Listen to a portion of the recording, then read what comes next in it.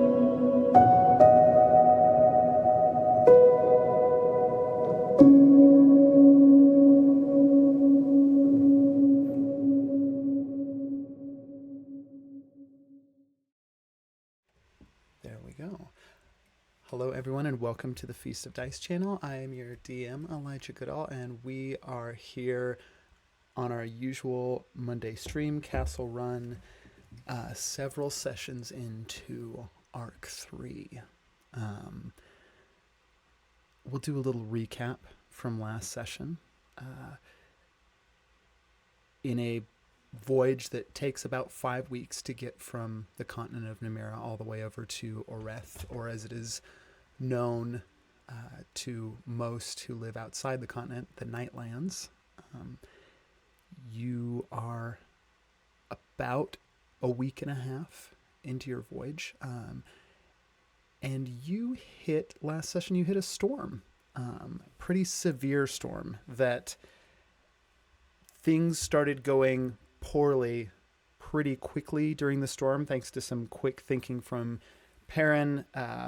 There was I think with the casting of, I don't know if you reskinned the spell or reflavored it to call it something else, but essentially like a casting of Leoman's tiny hut on board the ship. I really should have reskinned it as some kind of crazy sea elf power, but didn't, or like a door, any of the many things that would connect to his lore. But instead I was just like, I'm reading my spell from my spell sheet.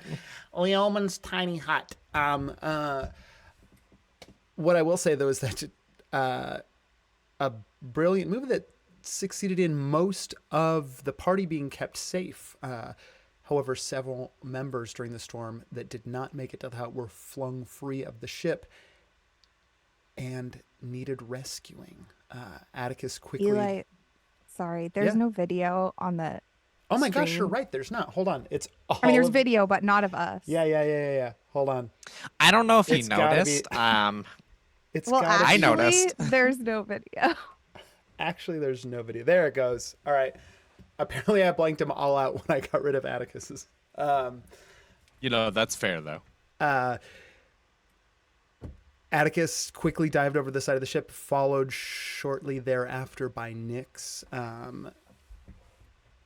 And with I think I made you make a pretty high Arcana check for this, because while Nyx utilized the control water spell to essentially attempt to calm the storm, and while all the language is there in the control water spell to theoretically calm a storm in an open ocean, it would be a big undertaking. But I think your roll was, I set a DC for you before you rolled, and I remember you surpassing it by 19 on the die. I think I got a 23, something like that. Yeah, more than a few. Giving you Nyx the ability to completely calm the storm surrounding the ship. As the storm was calmed, it let a song that had been echoing throughout the storm ring out clear. And the enchanting nature of the song was quickly countered thanks to Perrin, who, I think that was the first time you've used counter charm, right? As a bard.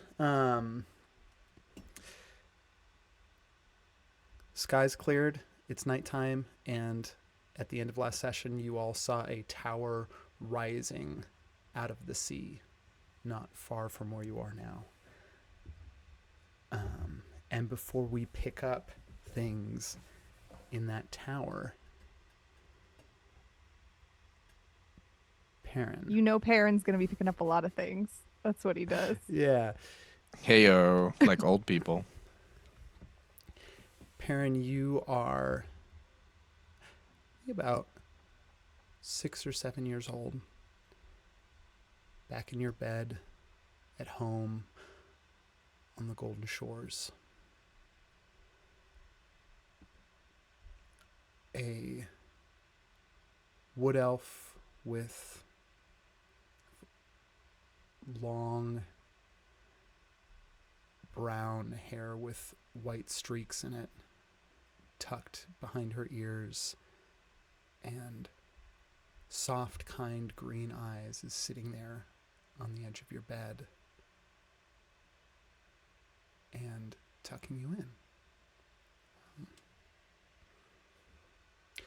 We don't have a lot of time tonight, Perrin, so short story, okay? And then a second story? One story. Short story.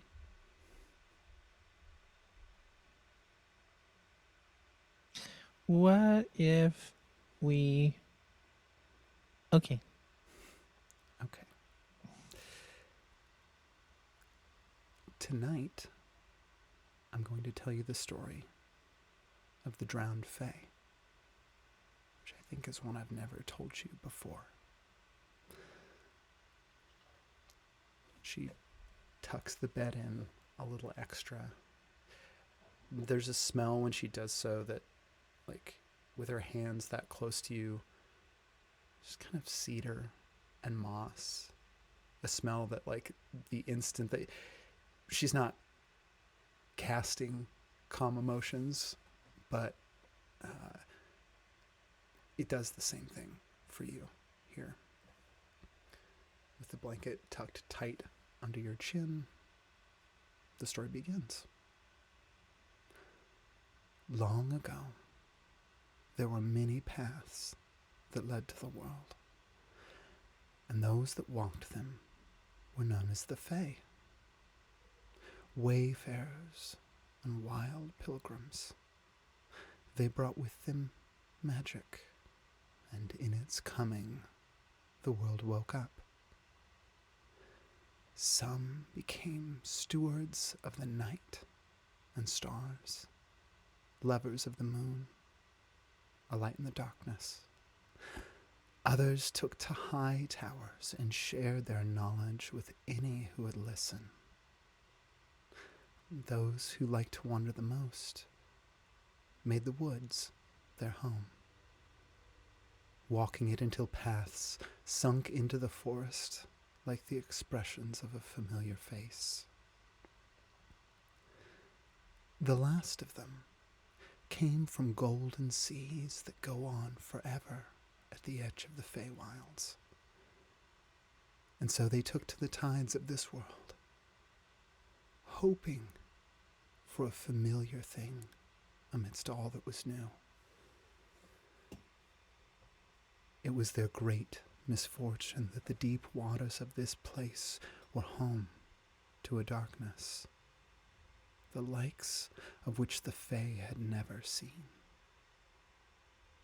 And one by one, it pulled their lights down below the waves until they showed no more. The other Fae wept for their kin, but in time even their tears dried, and the stories of them were forgotten. Save one, that far beyond our shores, there is a tower that rises above the waves where the stars shine down still. And the darkness has yet to devour it. On a quiet day, some say you can hear its song, drifting over the tides to any who would sit at the ocean's edge and listen.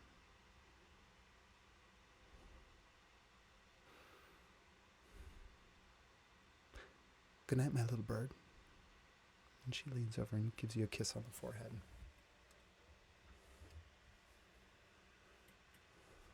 I feel like that was a lot of lore that I'm going to have to listen to four times over. But Perrin sneaks out of bed and makes some baked goods in the kitchen. Wonderful, wonderful. And yeah, your mom catches you about halfway through and helps you finish the baked goods and then sends you to bed. with It's not whatever even this that you catching him. baked. It's like every morning there's new Yeah. baked goods waiting in the kitchen that Perrin clearly woke up and made. Yeah. Like she's fully aware that he's been doing this. I love that evil toddler Perrin is just like a pastry chef. Like, Mm-hmm. Yeah, but he's not good at it yet. Like this Yeah. is nonsense. He hasn't really learned how to cook. He just wants to. Yeah. Everyone, we are in the tower, remaining behind on the ship to essentially keep having experienced what Atticus experienced down in the depths. it seemed wise to, I mean, obviously the crew of the ship, like the Captain Mariko, and the rest of his crew are remaining behind on the ship, as it is none of their business what is on this tower. But he was willing to like dock the ship for you so that you could explore whatever's going on here. Atticus and Cletus, along with Vlad the Cool and a couple other of the party members, elected to stay behind on the ship to keep watch as well, which makes your party here in this tower Fauna, Nyx, Perrin, Vox, Vera, the cat, Amos, Maya Oro, the purple tiefling that has been kind of like sidling up and making friends with Vera, and I think connected with someone else, maybe Vox on the ship. I can't remember from last session. And then also Cicero, the wizard who is traveling with you in order to reach Oreth. And you're here in the tower. What about August? Is he with us? Ooh. No August? I'll let you all decide. We could use this flamey glowiness if the tower is dark. You know? August, like, is August coming with you? He's basically a built-in light. Mm-hmm. Totally. If he wants to. We asked him if he wanted to come. Yeah. I mean, honestly, I think that's up to Tyler, who is also taken on the responsibility of playing the non-verbal. Yeah. Well, for whatever reason, my hotkey is not working right now. But yeah, I think August pretty much. I think August is probably seeking death. So like not recklessly. So depressing. You're making me feel so bad for trying to keep him alive. Oh, it's now. bad. But like he's too honorable to like. He's not just gonna hurt himself. He's not gonna be reckless, but he's for sure gonna be like, yeah, the right thing to do is to go along and protect these people, right? Yeah. As you deboard, get off the ship, right? Deboard is a word. Disembark. Thank God. I almost said disembark too, and then for some reason I thought that wasn't right.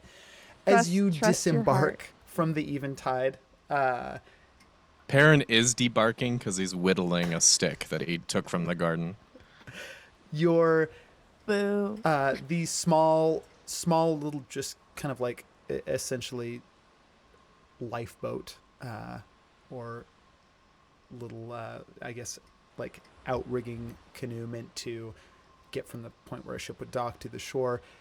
You've docked it here, and a dinghy in this, what is essentially like the way that this tower works is there are large black steps kind of in a wide semicircular arc that descend down into the water itself.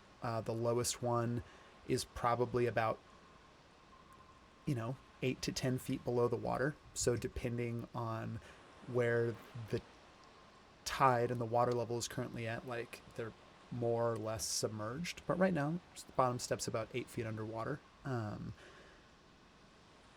Surrounding you is smooth black stone, slick with seaweed and algae.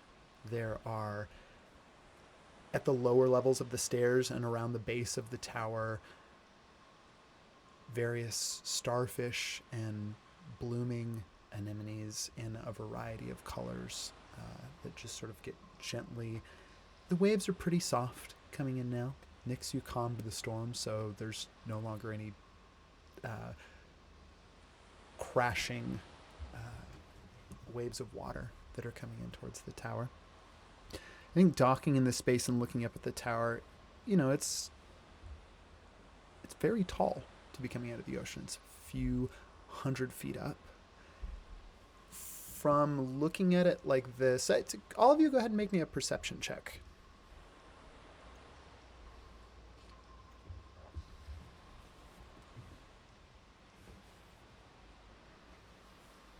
$15.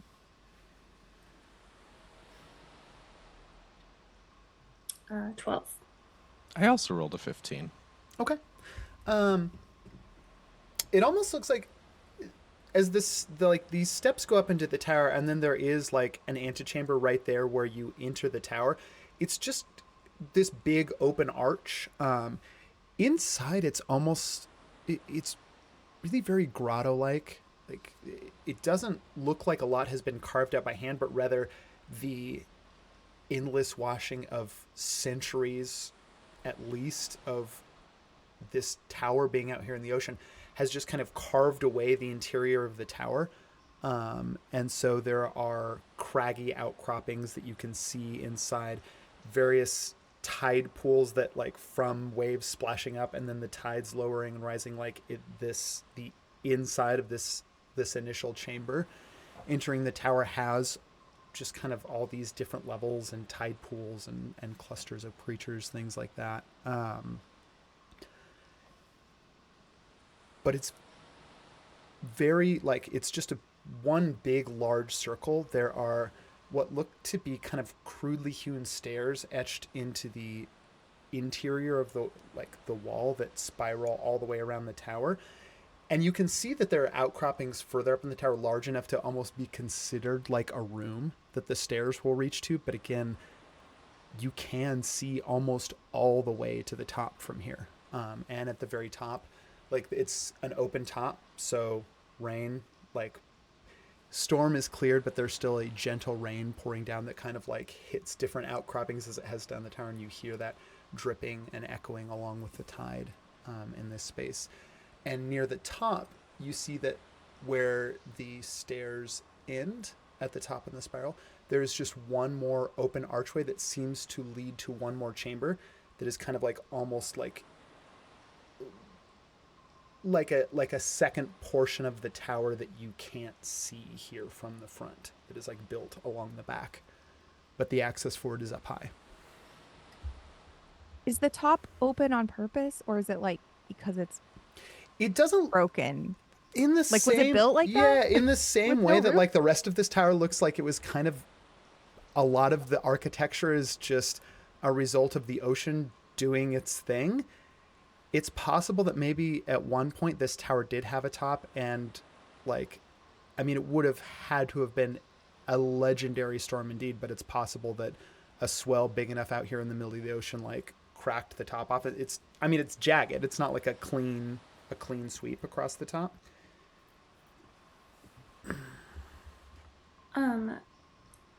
Is there still like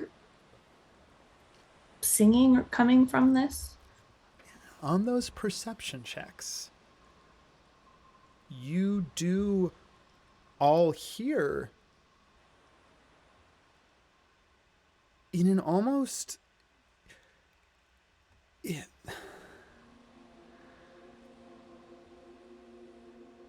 an echoey. It's odd because you could hear them far away from the tower, and the closer you got, it didn't get any louder. Almost like echoes still is what you hear now, and they mix in with the drips coming from the rain and the water running down the sides of the tower.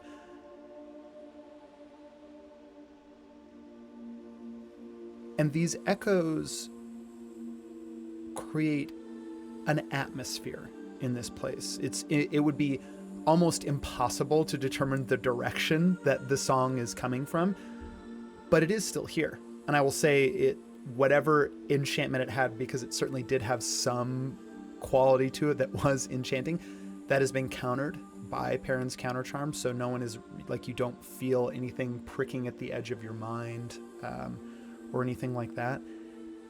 But the song is still here. No louder than it was. It just exists in the atmosphere of this place. And one last technical question. Is it...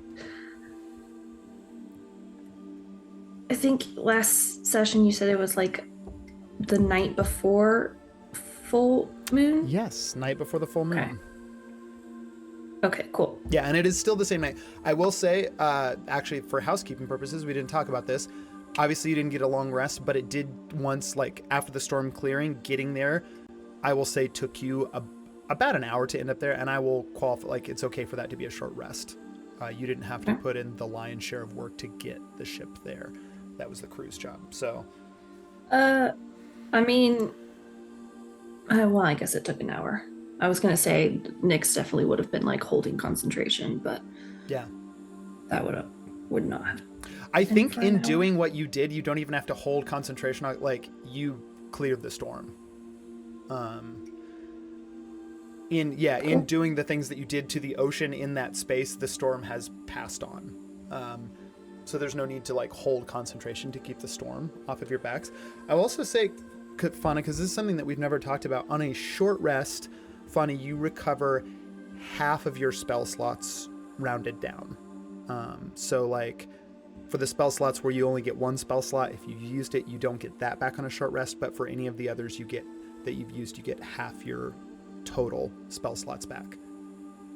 So if that half makes sense. Per section? Half per section. Yeah. And so half it doesn't of the total overall. Not half of the total overall. For each section you get half of them, and it doesn't matter how many so like, you get, I think, I can't quite remember right now, but let's say you got 4 second level spell slots. You'd get 2 of those back during a short rest. That makes sense. Yeah. Thanks. Mm-hmm. I think I'd only used 1 spell, so cool. It's not that crucial right now, but that's good to know. Yes. Cool. Yeah, I think Nyx is just gonna kind of like hop down onto the rocks there and like shoulder their pack and just look at Perrin and Fauna and, well, shall we check this thing out? Fauna's busy poking the sea anemones. Got distracted immediately by like new wildlife to her. Yeah. You're poking the sea anemones. Give me a little nature check. She's poking them nicely, to be clear, not like vigorously. Yeah, not like a toddler at a petting Ooh, tide nat pool. 20. Those sea anemones are my bitch now. You get 5 experience points. Which at level 12 does absolutely nothing. Okay. God, nat 20 nature check. You are as you sort of lean in. I think this is not your very first time seeing a sea anemone. St. Florian was kind of on the coast. Port Amat, where you were for a very short time, I think less than 24 hours, also on the coast. But this is the first time that you've had an uninterrupted moment. And also here, I mean, you're out in the middle of the ocean. Like, some of these anemones that are clinging to the side are a good, like, almost 2 feet in diameter, truly gargantuan anemones. And those fronds kind of like almost translucent until it gets to the tip where the color is a little more concentrated. They're all alive and thriving here. So there are all these brightly colored anemones as you kind of like poke at them gently so they sort of go to close up and then slowly unfurl again on a nat 20 nature check. I'm going to give you something else that the perception checks missed, because it makes sense. As you are kind of like examining these anemones, like the cat is nearby sort of like padding in the water at little, like basically these little bioluminescent shrimp creatures that are like in the shallow water of leading up to the steps. Like the cat is padding, trying to catch these little bright streaks of light. Kneeling down by this anemone garden, you see multi-limbed, so not a I believe they are, are they sun stars? I think it's essentially a starfish, but with like over a dozen limbs. So there's this big central mass and then just a spiral of arms. At the tips, it is this deep purple, and it kind of lightens from that deep purple and goes through blues to pinks, and then almost to like a light orange as you start to reach the center.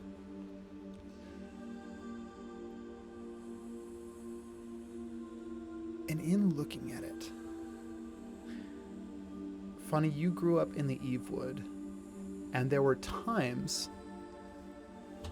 especially as a child, that when you're a child and you get up close to the natural world, you begin to see things that other eyes miss. Patterns in nature, in plants, in animals that mimic the patterns of other plants and animals completely unrelated to them. A phenomena in the natural world that ripples out through everything and makes things feel connected. And when you're a child, makes you feel connected to the world that you're observing. And it is what you're tapping into again right now as you look at the spiraling arms of this sun star. You notice the little tiny ridges and bumps on its arm in similar patterns on every arm. So it's almost like the closer you get to it, the more you hyper focus in on it. It's almost has this dizzying effect of feeling like following a multitude of paths that all spiral and then meet at the center.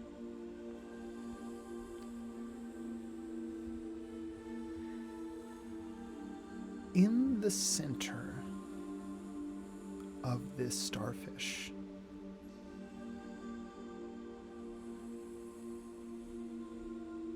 you see something that at first you're not able to process in the way that you've been processed. You're used to looking at nature and seeing these patterns. And so as you're mesmerized by this thing, and those arms, those paths naturally lead you to the center of this sun star, you see something that at first it's impossible for you to comprehend, because you're looking at a sun star.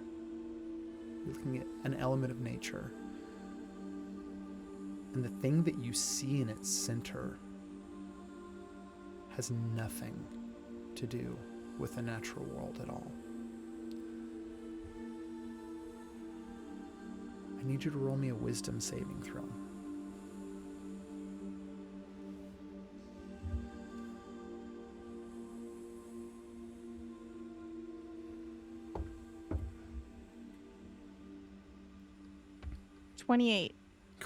Oh my god. Apparently my wisdom save modifier is +9. Does that seem right? Yeah, no, it's right. Yeah, because your wisdom is 5. That's and your then max stat. It's your most important saving throw, a witch too, so you have proficiency in it. You are looking at this. First, you can't comprehend. You don't understand what you're seeing. It was easy to follow the paths to the center. Here in the center, you're looking, and you realize that in the center of this starfish, space about the size of your thumb, there is nothing. And I don't mean nothing in the starfish so that you can like see through to the tower behind it. You're looking at nothing. I would call it a hole, except that a hole almost seems like something. Whatever this is, no light escapes it. You get the feeling, on a nat 20 nature check, you get the feeling this thing is so abhorrent to the natural world that the world is trying to fill it and finds it cannot. You think if you you might lose a finger, like if you went to put a finger in there, your finger might just not be anymore. But again, it's a small point suspended in the center of this sun star. Rest of the sun star still seems to be alive. Like you can see it slowly moving, and again, like in a ripple, its arms all like paths leading to that center. Is there something nearby that I can stick in there that isn't my finger? Like a bit of stick or something? Oh man, if only one of the other characters was whittling a stick. on their way off of the hey, ship. Karen, can I borrow your stick? No, Nix, all I'm saying is that staircase. Like, you're supposed to walk up staircases. So, hey, like, Karen, who's going to be mad She's about just gonna that? take What? the stick out of his hand. Hey, that's my... What? I was making something. I need to borrow this. I was making it sharper. Okay, well, you'll get it maybe back in a second. I can't make any promises. Hold on. He's been carving an octopus tentacle into the stick, and he did a not very good job. Great. Fauna's gonna take the stick and just the little end bit. Just the tip. I was trying not to say that. Thank you. Yeah, I got you. Yeah. I got your back. And I'm pretty sure I already said that the last stream for some reason. I distinctly remember. Yeah, she's just gonna. Why are you poking secret? What are you doing? You guys might want to come look at this. It seems wrong. Fauna hates animals. No, look closer. As you say that, Fauna, Cicero, like, Maya has no interest. They're, like, securing the dinghy, surveying the space, kind of making sure everyone is safe. Vera's with them. Cicero, though, comes over and kind of, like, crouches near you, looking over your shoulder. Oh, fascinating. What have you found there? I don't know. It just seems like a void in the starfish. Is that something? What? Fauna, make me an Arcana check. Wow, if only somebody hadn't told the Lord of Absolute Darkness to go straight to the bottom of the sea. Hey, come on. Look, he was going to go convenient. somewhere. I got 24. 24.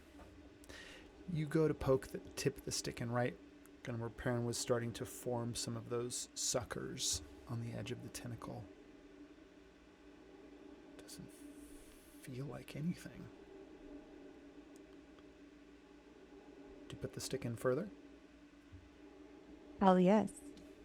You go to put the stick in further. At this point,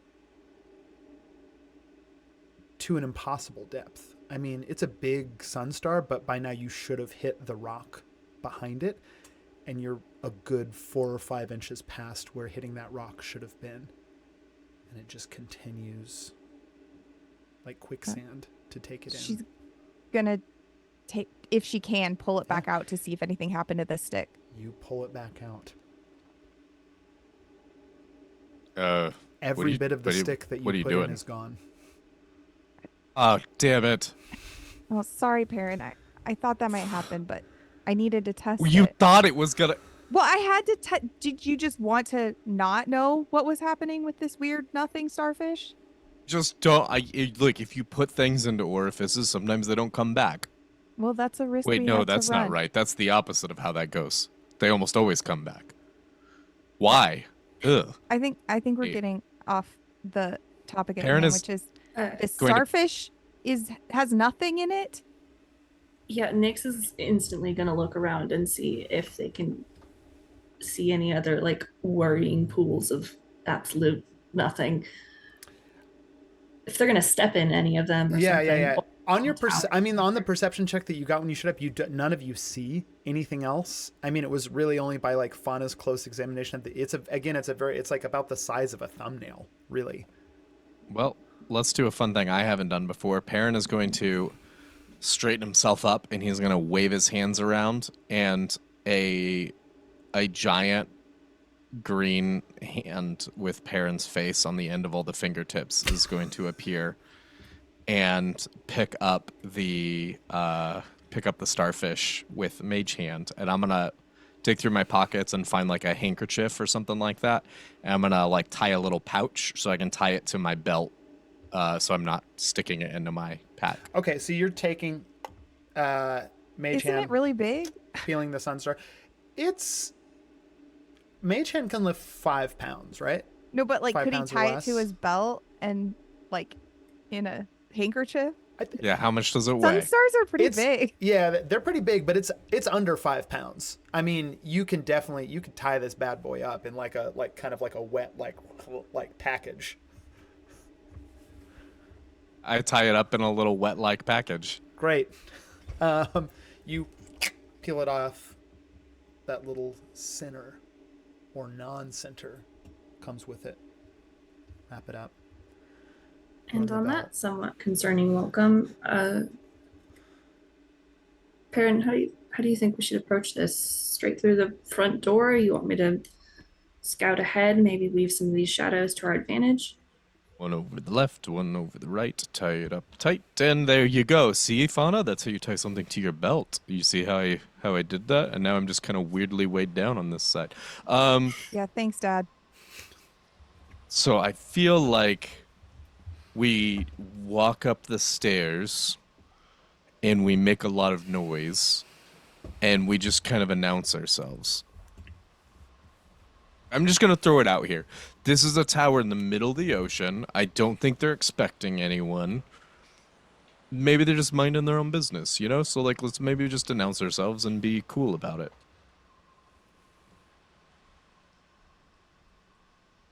Fair enough. Just in case, I will. I'll do my thing. I'll be close by.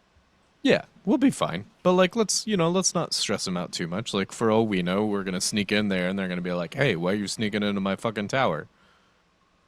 I mean, there was a song coming from here that kind of started to fuck with our heads a little bit, but. Absolutely, but, like, you know. Now avoid starfish, but. You never, like, okay, so let me tell one time I walked into this bar, right? And somebody was like, why are you fucking with me? And I was like, what do you mean? And they're like, well, I'm just really attracted to you. And I was like, I wasn't. Mid-story, Nyx just, like, pulls shadow out of their hood and, like, weaves it around and poofs. I'm going to try and roll a stealth check if I can. Yeah, roll me a stealth check. As Nyx does that, Fauna just, like, takes Perrin's arm and just starts, like, pulling him forward, like, walking him as he is still telling the story. Aaron kind of stops for a second. And he's like, I'm not elderly, but he does not take his arm back. He kind of likes it.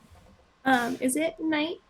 It is night still, yes. Okay, so I'll do that with advantage, and I get to add a d4. Fauna, I'll also say on the 24 Arcana check, you go to grab Perrin's arm. You're, like, on the side that sun star is on, hanging, just, like, dripping from the handkerchief at Perrin's side. Chills all the way from the base, electrifying, of your skull down your spine.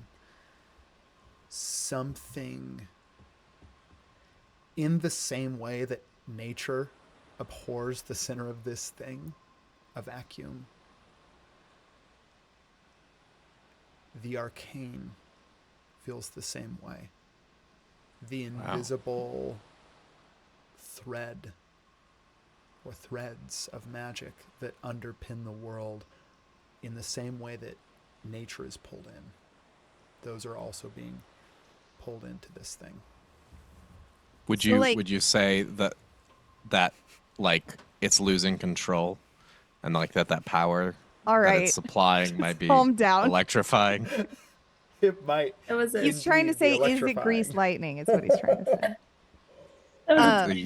Is it so it's actively like sucking? I mean, we know it sucks, but like it's actively like pulling in energy. It's not just like slowly but surely.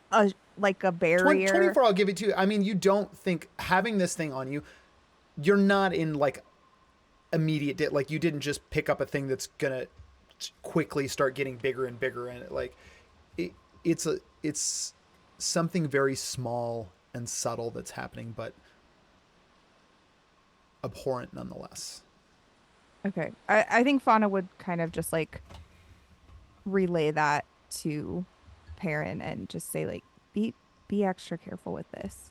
Yeah. Do you not want me to finish the story? Like, I mean, I'm sorry. I'm trying to warn you about this weird, creepy starfish. Okay. You know what? Tell you what, the mage hand is still behind Perrin, and Perrin kind of waves his hand at it. He's just going to treat it like it's another animal, and it's going to scrabble up like walking on the stairs, and it's going to he's going to hand the handkerchief over to it. So mage hand is going to hang on to the handkerchief with the sea star, and it will just follow along with him for now. Vox, Maya is going to lean over kind of into your, that enormous purple tiefling is going to kind of lean over into your ear. I can't think of a bar that I've been into in the last 20 years where I haven't gotten free drinks because someone's attracted to me. Is there really a story in that? I don't know. Perrin's just an alcoholic. It really, you never can tell if it actually happened at first. He just believed it happened. Can Perrin hear that? I rolled a 19 plus 9. Yeah, for sure. You're all right. Perrin turns over his shoulder and he winks and he says, "No, I got the tavern for free." Give me a persuasion check.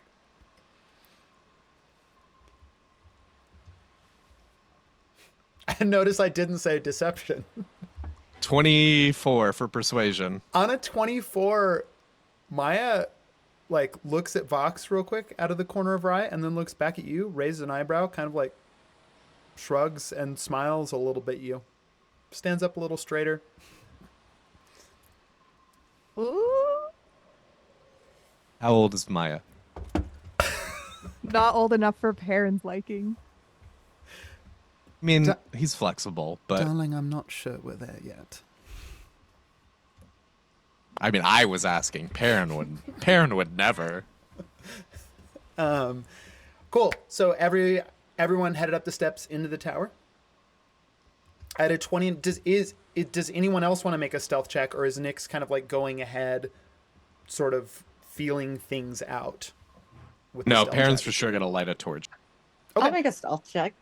Okay. I'm not going to make a stealth check, but I'm going to send Kat to be stealthy and just... Awesome. If Nyx is going on ahead, I'm going to have Kat kind of like hang back behind us and just keep an eye out. This is 100% not sarcasm. I love the vibes that Perrin's like, "No, let's not be sneaky." And everyone is like, "Yeah, though." Yeah. I rolled a 30. Oh my God. Yeah. Okay. We still Vox is just gone. So here's the thing. I'm gonna kind of describe it like this, and if you really want to hard correct it, you can. But I'm like Nyx and Vox. You kind of go in ahead of the rest of the group. You are shadows in this place. You are less than shadows. You melt into the sides of the tower and the crags, and the group that you just left can't see you. You're close enough, like the way that you're close enough that like if there were any actual danger, you'd be right there, but you're sort of feeling things out, almost like the antenna like going forward for the party. Yeah. It's kind of just like autopilot that like everybody knows that's what's going to happen. Cat's slinking around behind. Fun if you want to make a stealth check for the cat real quick, which you do get to do with advantage because magic cat. And then so Perrin, Fauna, Maya, Cicero, and actually before we commit to this, let me ask you, Vox, with Atticus, Cletus, and then some of the other party remaining behind on the ship with the ship's crew to keep watch of it, would you have told Vera to stay behind too to help keep watch, or would Vera have come with you?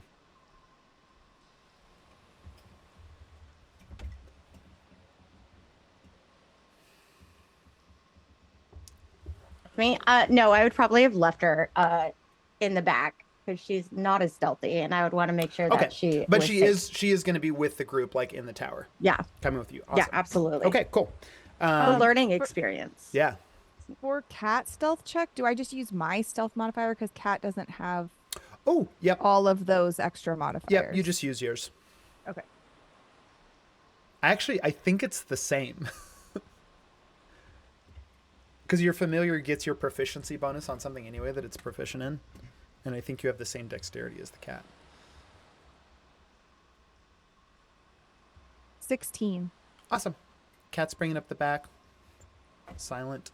As you head into this tower, again, the way that I described it, there's that staircase on the sort of carved into the crags of the tower wall that just spirals around. There are certain levels where there are pretty large outcroppings that make up what is essentially like a room, but with no walls that just sort of hang out into the chasm of this tower. So the water below you.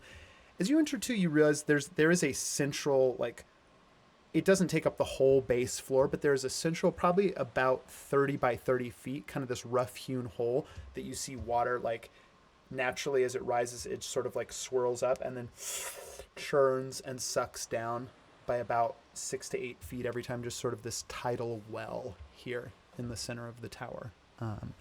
But you are all headed up it. As you head up it and you are here in the tower, anyone that wants to is welcome to give me one more perception check here in the interior of the tower. Let's go.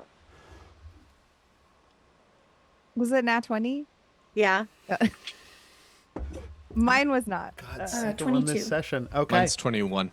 I just want to clarify, there's a staircase. How wide is the staircase? It's wide enough for about two of you to walk side by side.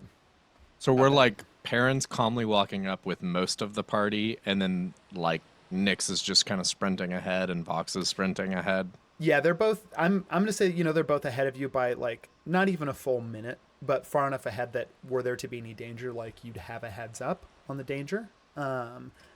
Kat is probably behind you by the same amount, and then Perrin, it's you walking up with Fauna, and then Cicero, Maya, and Vera.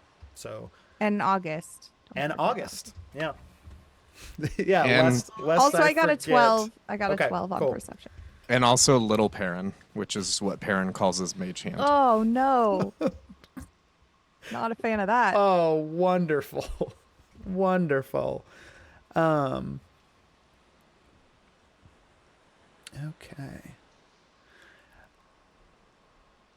Fox. Nat 20. Most of the other perception checks, or all the other perception checks, save the nat 20, you don't notice anything new that you didn't notice when coming in. Again, like, the further up you get from the base, there are not, like, in some of these outcroppings that you reach that are essentially the rooms, there are, small tide pools here and there. And it's kind of a mix of saltwater spray from the waves far below, and then also the rain from above. There are some creatures in here, but there are far less creatures than there were at the base of the tower, whether because it was just hard for them to get up here and grow, or they just don't flourish as much in the mix of like fresh water that is falling from the sky above, mixed with salt water. The flora and fauna starts to kind of die out the higher that you get in this tower, with the exception of things like kind of like that slick algae that is still coating a lot of the surfaces here. Before I tell you the nat 20 perception check, I want everyone to make me, these aren't going to be saves. No, that's actually not true. There's no railing on this staircase. It's not terribly safe. Everyone go ahead and make me dexterity saving throws. 15. 21. Natural one. Okay. Sorry, I was looking. I thought I had advantage on this, but oh shit, that's also bad.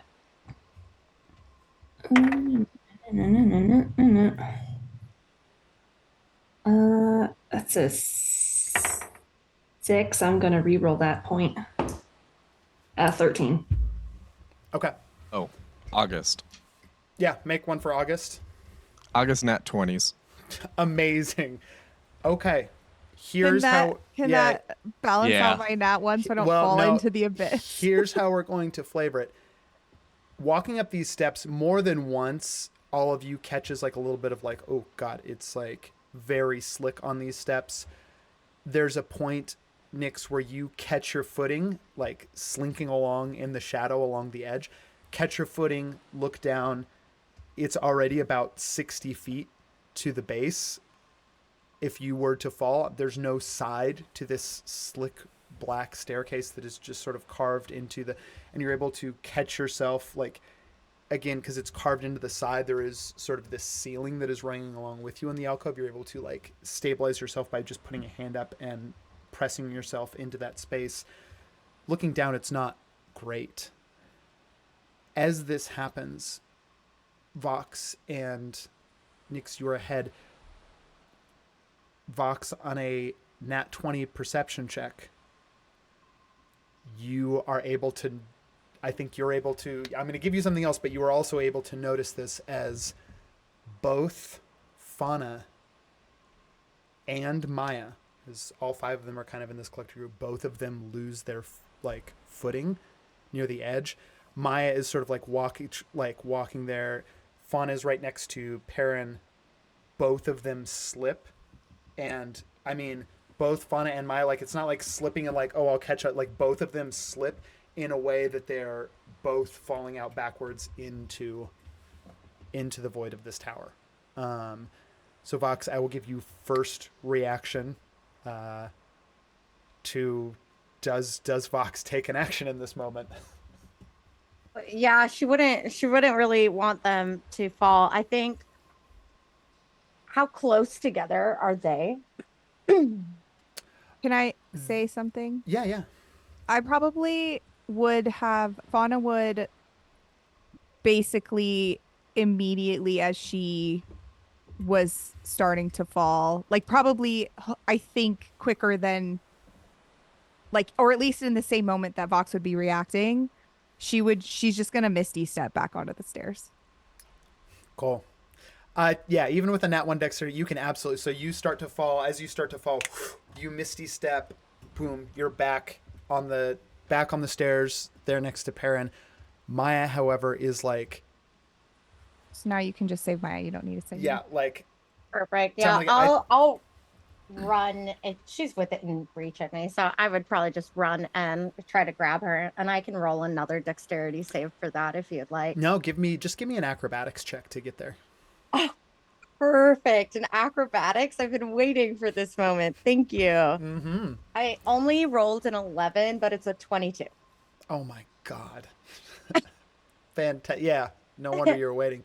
What is this? I mean, I'll say right now, like, I mean, this can be a leap over the abyss that you're a good, like, 40 to, like 30 to 40 feet, like higher up on the staircase. So at a point where you're even kind of at a different level. I think Vox would do like a little sprint and then like lay her body down on the stairs to slide down on the algae and grab her. Amazing. You slide down, catch Maya's hand as she is falling out into the void. Her feet land against, and she's anchored herself. Just give me a strength check real quick. 17. Amazing. You, no problem, haul her back up. She takes a moment. Yeah, maybe watch your footing. Maybe it's all the eyes that Perrin up there that's distracting you, huh? Yeah, walk much? Are stairs too difficult to walk on? You're gonna fall over the place? I've not walked on stairs like these before, so you'll have to excuse me. When Fauna Misty steps, she appears like right behind Perrin, so he like gets startled. Ah! I missed it. Also, I rolled a 54, Eli, for my spell that I just cast. Oh, that's right, because Misty Step. I thought for a hot second you somehow rolled a 54 as like. I'm amazing. I was like, what the actual? I get a plus 34 to my dexterity rolls. It's because of my sweet trench coat. You're like, just fuck right off. Oh, you know what? Actually, sorry, I forgot. You don't have to with Misty Step, which I don't know if we talked about that too. It says it's a spell on my sheet, so that's why I did it. It does, you get a but free it's slot under for your it. abilities, and it comes from your, which this is not a spoiler at this point, it comes from your, like, God, what's the feat? It's Fey Touched. It comes from your fate, like you can Misty Step once per day. I also have that feat. It just says it counts as a spell, so should I just cross that out? No, don't cross that out. It does count as casting a spell for the purpose of, like, in combat you couldn't do, but that, I think it's an inherent thing, like it's almost like an instinctual thing to your nature, so you don't have to roll in the wellspring for it. But only once per day. Yeah. Once per rest, I guess. Yes. I saw that. Yeah. Okay. You're all good. You continue up, I think, in the same like rank and file that you were before. Headed I up would these probably take up the back end now just to catch Okay. anyone that misses their Cool. step and slips again. You're back I there think with August will the settle cat. in next to you as well. Okay. Oh, buddy. I think he has learned how to flex his jaw in a very particular way, and it's a really horrifying smile. Oh my god. Obviously, he's a skull. His teeth are always out, but he's figured out a way to, like, Yeah. hold them. I am very sorry my dog keeps trying to eat you, by the way. He plays his ribs like a xylophone.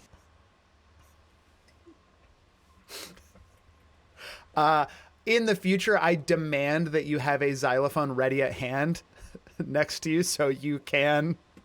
Yeah. I mean, don't do it right now, but Fauna has no idea that August is like so depressed. Like she just thinks that she like did something good by helping him. he just So when fucking she played sees his him- ribs like a xylophone. That's Yeah, the, when she like, sees the him play his happiest- ribs like a xylophone, she's like, "Oh, he's having fun." Yeah, I think it is very clearly harrowing to everyone else except for Fauna. Yeah, like she's just like thinks that he's just like everybody's friend and he's like having a great time. Yeah. You reach a point about halfway up the tower where there's a pretty large outcropping. It takes up about half like the radius of the tower, sort of like that space out in the middle. So it really is the largest kind of platform that you've come to yet. There are several very shallow tide pools kind of sunken into the stone here. And it's also sort of just a good moment to like take a beat and not have to be scrabbling up these incredibly slick, dangerous steps anymore. As you reach this platform, Perrin, Cicero is walking, a few feet behind you, comes up on your left and leans in. Sorry, my boy. I'm wondering if the sun star that you have tucked away there in your handkerchief, I'm wondering if I might get a closer look. How close of a look? Well, there's something about its nature. It'll cost you a silver. Really? Once. Yeah, I mean, you charged me a silver for what you did to my shoes when you made them all shiny, so, Fair play. Well, here's that same silver back. And he's going to hand you the silver. It was his only silver. This is... I was not Perrin given a budget for the trip. Aaron is going to do one of these, and the mage hand is going to cycle, like, the long way around and then hold it at eye level. Great. Thanks, little Perrin. You know what? Thanks, little Perrin. Little Perrin. Little P. Little Perrin. Can't call it that. I immediately regret saying it as soon as it came out of my mouth. From somewhere in their shadows, there's the sound of Nyx gagging.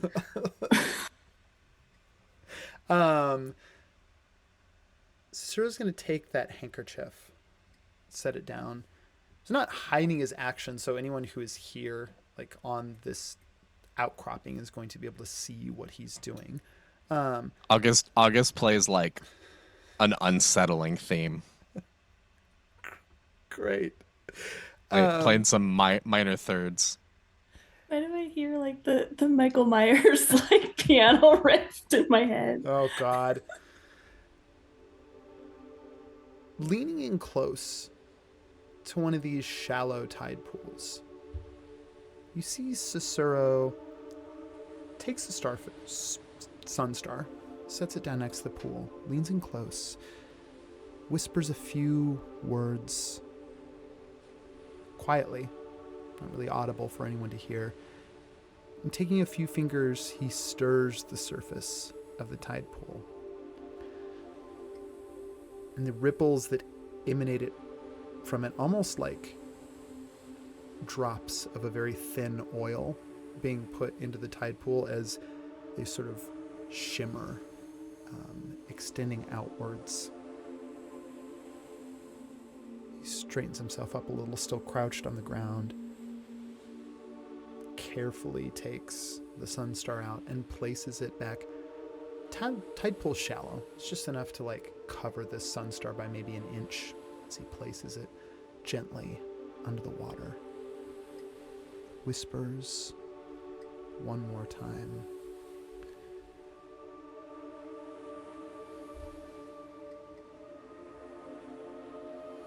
In the tide pool, faster than any of you have seen it move before, the sun star begins to furl and then unfurl its legs quickly in the same sort of spiral pattern that it was doing before, but it starts to do this so quickly that it's almost like a small whirlpool that forms and begins to shimmer the way that those first few drops did when Cicero touched the water. Interesting. All of you see him, eyes almost rolled back in the head, like half closed, holding a hand just inches above the water.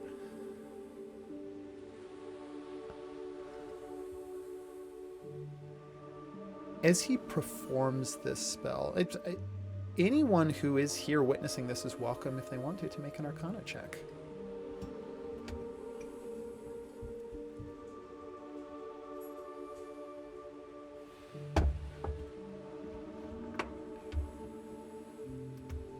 $22. Nyx is too busy, like, keeping watch on the path ahead. Yeah. Okay. If magic's happening, Fauna's definitely interested, so she's 100% watching. Okay. 13.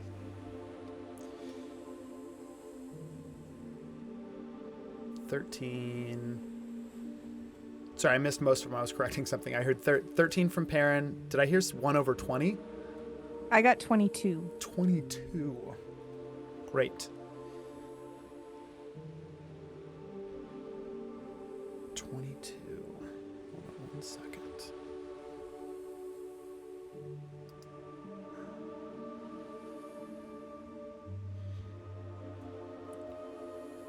Funny, you see this taking place, and in this space you have that familiar feeling that you had when you were close to the starfish, but is now intensifying. There's nothing malicious happening. Like, this isn't a spell that is like empowering anything necessarily. It's meant to like a magnifying glass, like draw something out and look at it. Its origin, you can't tell what, but it's some sort of like divination spell, essentially like reading the bones if this starfish was a bone. As Cicero whispers over the starfish,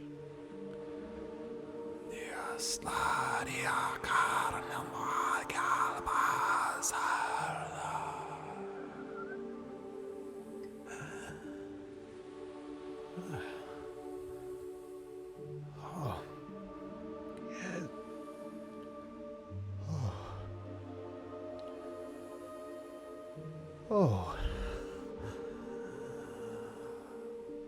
Well.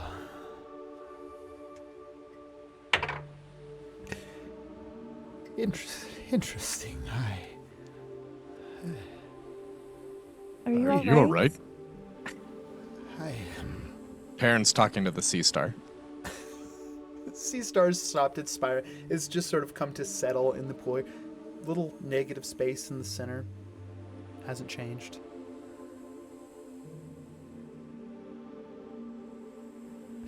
Oh wait, does Perrin... Do you have permanent speak to animals now? I can't remember. You can speak to the cat, but as you speak to like... I mean, it's a spell. It's not actually permanent. I just run it a lot, but I think if I'm addressing it to an animal, I'm going to use it.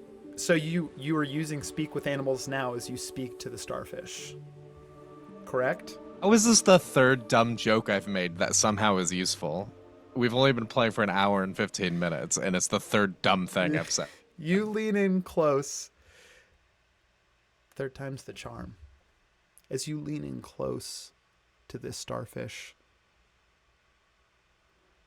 the response that you get from the starfish in your head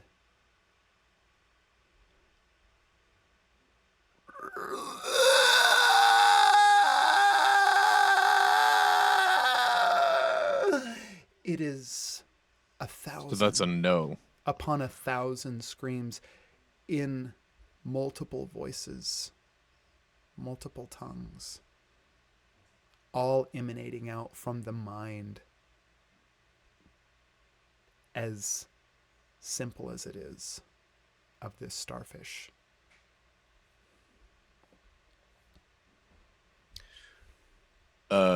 Cool. Super cool. Super cool. What's super cool, Perrin? Just all of it. Just the general existential dread of the whole thing. Perrin's gonna do one of these again, and little Perrin is gonna stick his pinky into the hole. Oh.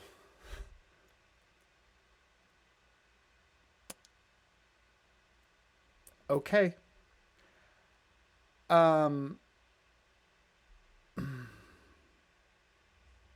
It's spectral. Like what could happen it's to spectral. It's spectral. But it's also like attached to you and your energy. It's spectral. Here's what I'm going to say. It is spectral, but I did make a point to note early in the session that Fauna clocked this thing, taking in not just the material, but also the arcane. So you stick the pinky in this thing. Give me a wisdom save.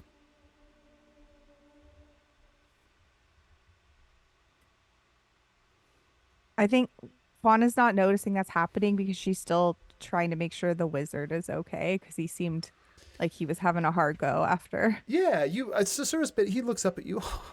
Oh, I'm quite all right, my dear. Sorry, just sometimes, looking through a lens like that, you can get a little lost. What did you see? Perrin, what was the wisdom save? That was a nat 20 on my new Perrin dice. My Nat new 20. stone Yay, Perrin dice. Perrin dice. Nat 20, the pinky of the thing goes in. You feel something as you stick the pinky in. When Perrin casts spells, where does that magic, where does the feeling originate? Where do you pull from?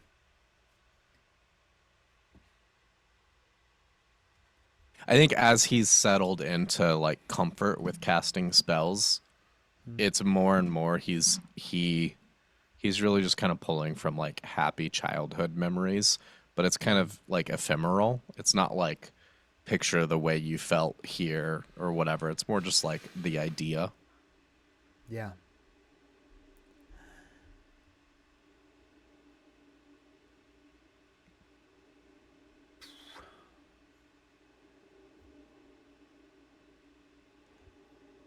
Perrin, I want you to give me one more Arcana check. It's a nat 20 wisdom save.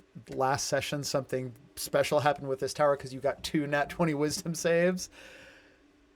Give me one more Arcana check to interpret the information that is going to be coming that double through roll you. last session. Yeah. That was wild. Yeah, but What it's are the wild odds that of you got that? another nat 20 wisdom save. So give me an Arcana check. Yeah, well. All right. 12. Okay. What? Amos is going to give you advantage. Amos is here.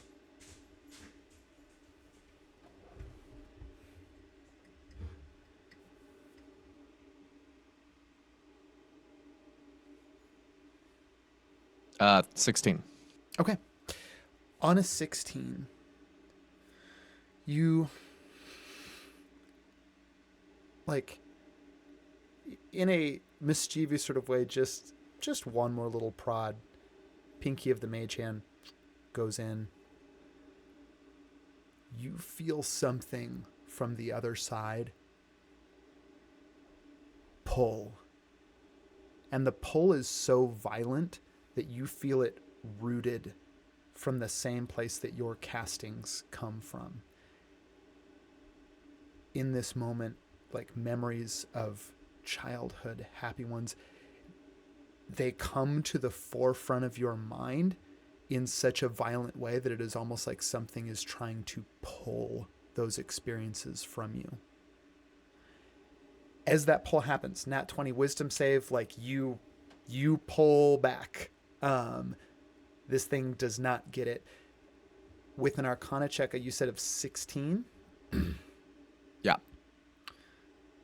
Like learning as a child, when you stick your finger in the fire, it's hot. You burn it.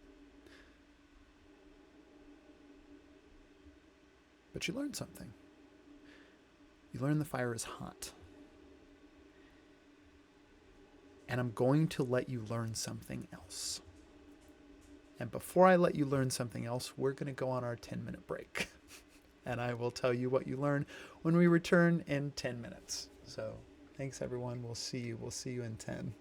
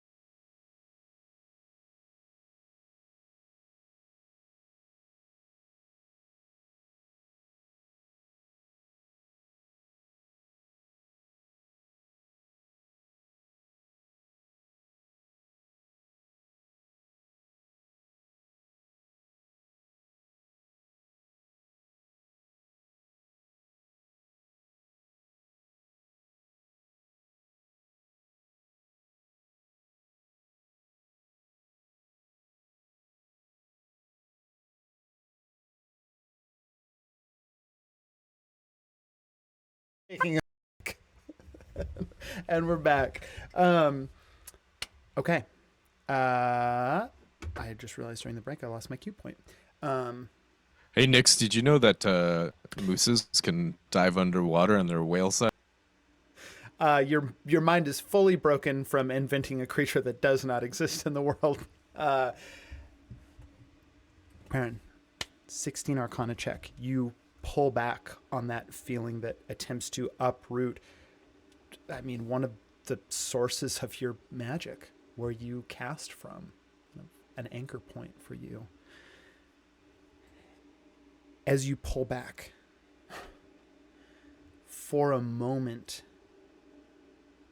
you feel the energy of the thing pulling back at you from the other side.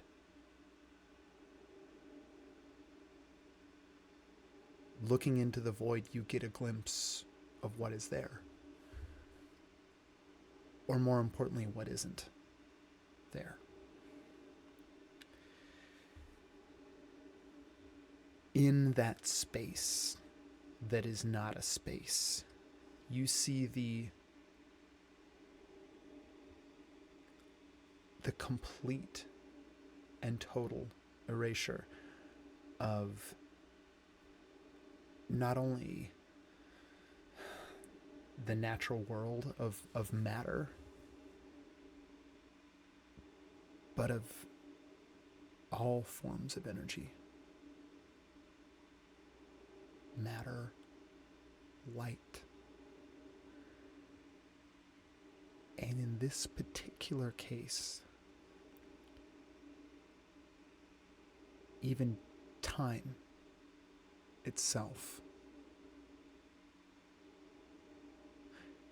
It is like there are no dimensions at all on the other side of this flat portal.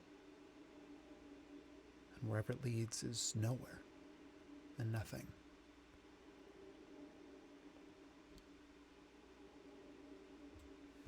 Does that feeling feel familiar in any particular way? 16 Arcana check. It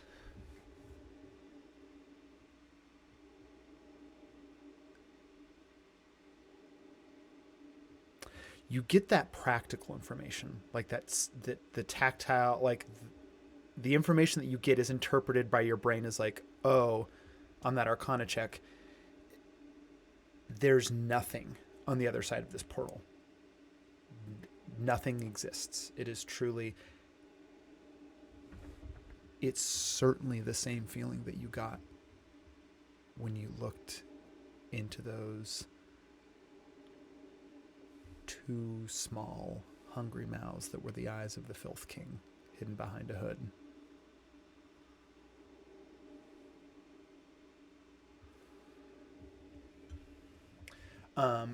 In this moment, as you're pulling back, I need everyone to give me a dexterity saving throw.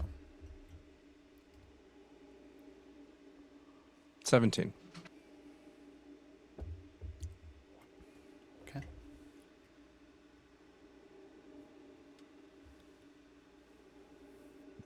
$13. Okay. So I got a nat 1.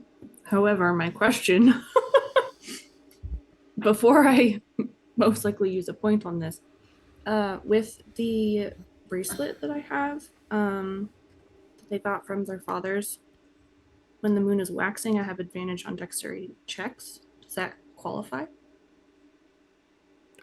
Oh, no, because it would have. Wait. It says dexterity. Does it say like dexterity ability checks, or it just says dexterity checks? It says dexterity checks. Okay. No, it's not saves. Okay. Yeah, I don't want to die 60 feet off of a cliff. So. Oh, you're fully. I mean, you're more than 60 feet up now. Jesus On this, Christ. You're like 120 well, it's still not a up. great one, but it's not a nat 1 at least. Okay. That's a 10.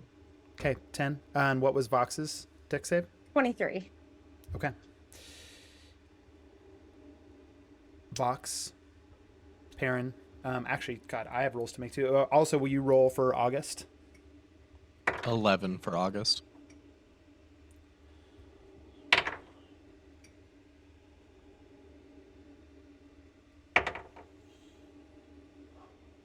Okay.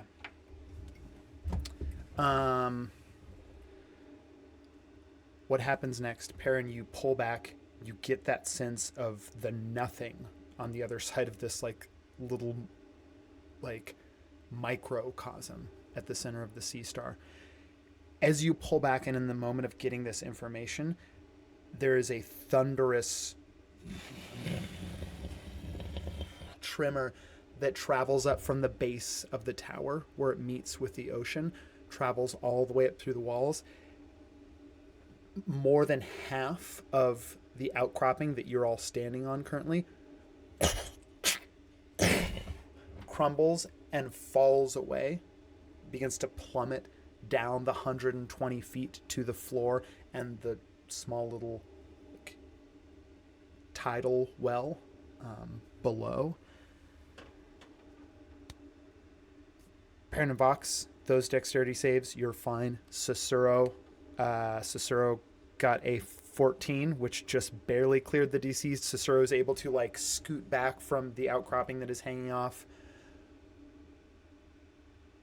Vera, with a natural 3 on the die, is saved by Maya, who got a nat 20 on her dex save. Like, Vera starts to fall back, is right next to Maya. Maya reaches out and just like grabs her arm and like swings her back up onto the portion that's still standing. Nyx and Fauna, you are standing on the portion that crumbles away, and you quickly begin to fall backwards into the abyss in the center of the tower, plummeting down with that enormous section of like the grotto wall that has fallen away. In this moment, I'm gonna let reactions to this go in order of dexterity scores.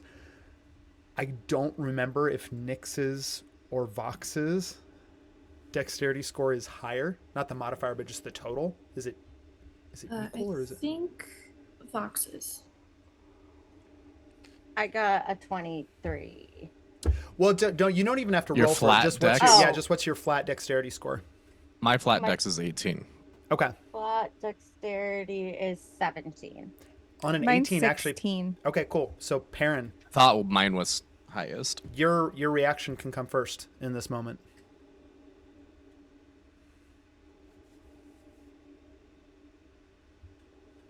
Is this like a normal turn? Basically, can I think of this as a combat turn? Think of it in as terms like of a turn. action Yep. economy.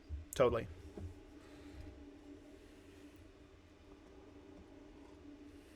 How close together are in this moment are Fauna and Nyx?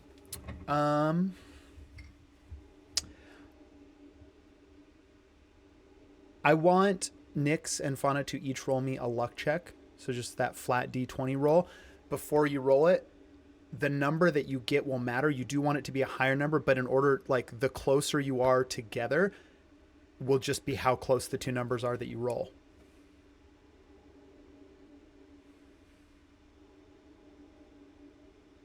$19.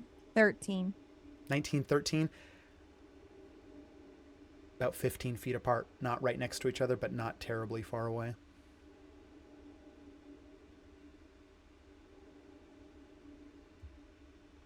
Okay.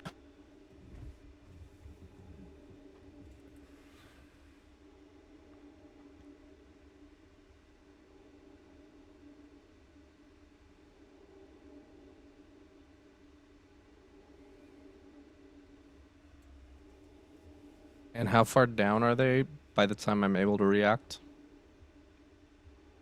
It's all happening in the same turn. So, I mean, really, like, they're falling. They haven't fallen like their full distance. So I'm going to say in this initial fall, like, if you're right there next to the edge, they're really only about 10 feet below you. Like, they've just started to fall when you get your reaction. Or your turn, rather.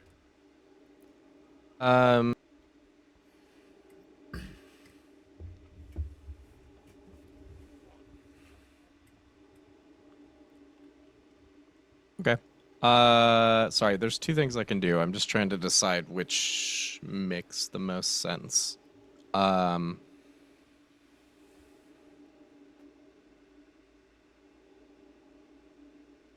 So Perrin has Misty Step as a bonus action.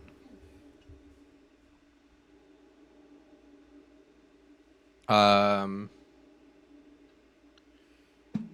think Perrin is going to Misty Step to be underneath them, which for flavor text is just Perrin stepping through a door that wasn't there. Like you just see him disappear and a door slam shut where he was.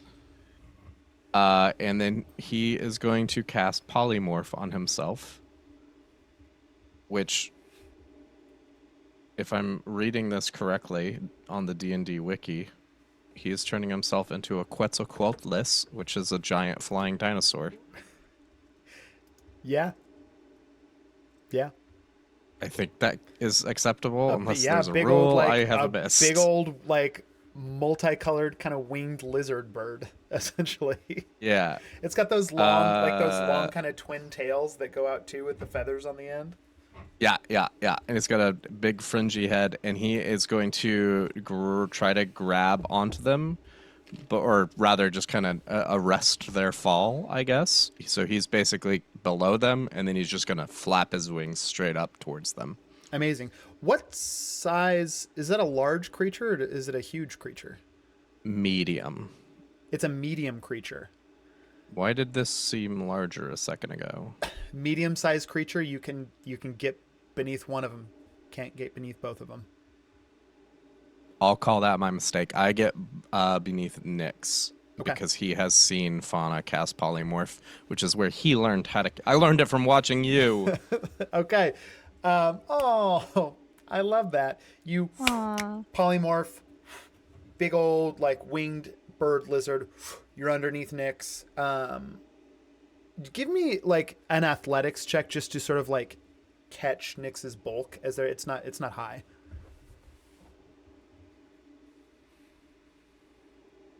But you do get to use that creature's stats if you've got the stat block pulled up.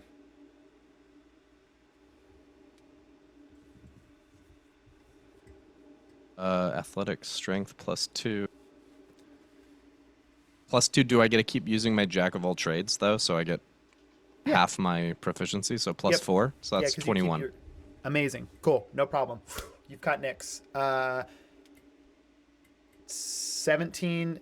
Nyx, you have the next action, but you're safe on. Are you doing anything, or do you want to hold your, like, turn in order to see what Fauna does? Yeah. My action, but, like, I rolled a perception check to see if Nyx even clocked that it was Perrin, like, who just blipped down below. Thankfully, I rolled high, but tell me what the perception check was too, because this. Oh, no, it is a huge beast. What am I looking at? Oh, it's a huge beast? Yeah. Oh, amazing. You can catch both of them then. No problem. But can you turn into a huge beast? Because you can only turn into, like, a certain equivalent it's a challenge to rating your thing, own self. As long you can increase in size, I think it's more based off the challenge rating for polymorph. Okay. Yeah, I might have misread this table. Let me check real quick. Hold on.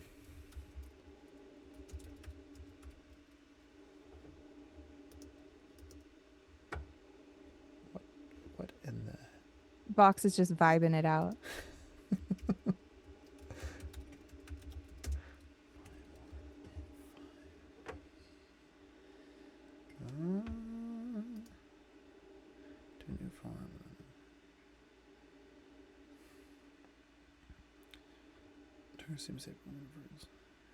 Use challenge rating is equal to or less than the target's level.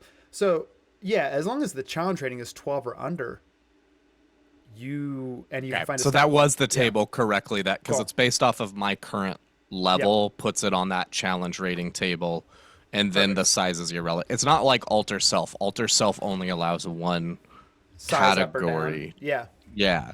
Amazing. But it's a different phrase. Cool. So you catch both of them, no problem. As you catch them, Nyx, what was that perception check? 17. 17. You're looking back, like as you're starting to fall, Perrin, boom, through the door, boom, appears below you, immediately like erupts into this giant feathered bird lizard and begins to swoop up towards you. In the moment before you are caught,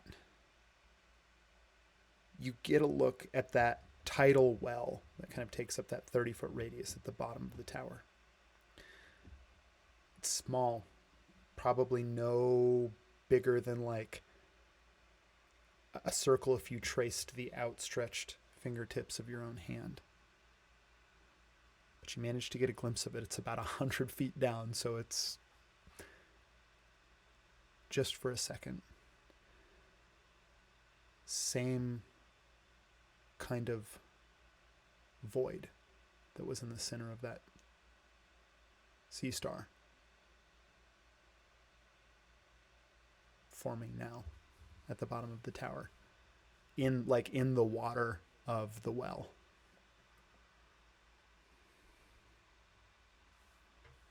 And Perrin, no problem. You're all back safe on what remains of this shelf, about 120 feet, more than halfway up the tower. Perrin makes dinosaur sounds. Does it look like that it's like growing or expanding at all, or is it just like on a 17 perception? I'll give you. It doesn't seem to be growing rapidly at all. Just waiting for us. It's been a while since you've looked down to the bottom and looked that closely, but in that moment of like adrenaline kicking in, you like boom focused on what was underneath you. Not growing fast. Maybe there was a small point of it there all along that you missed, but it's big enough now. It's taken you about like 30 minutes to ascend as high as you have in the tower anyway. Okay. My next question was like, if I had to put like a timetable on it, like how long, if it kept growing at the same pace, like would it be before, say, we didn't have a place to like come back down to? Yeah. I'll call this an investigation check. So make me an investigation check. It's going to be a pretty high DC though to get any real like specific while they're rolling information.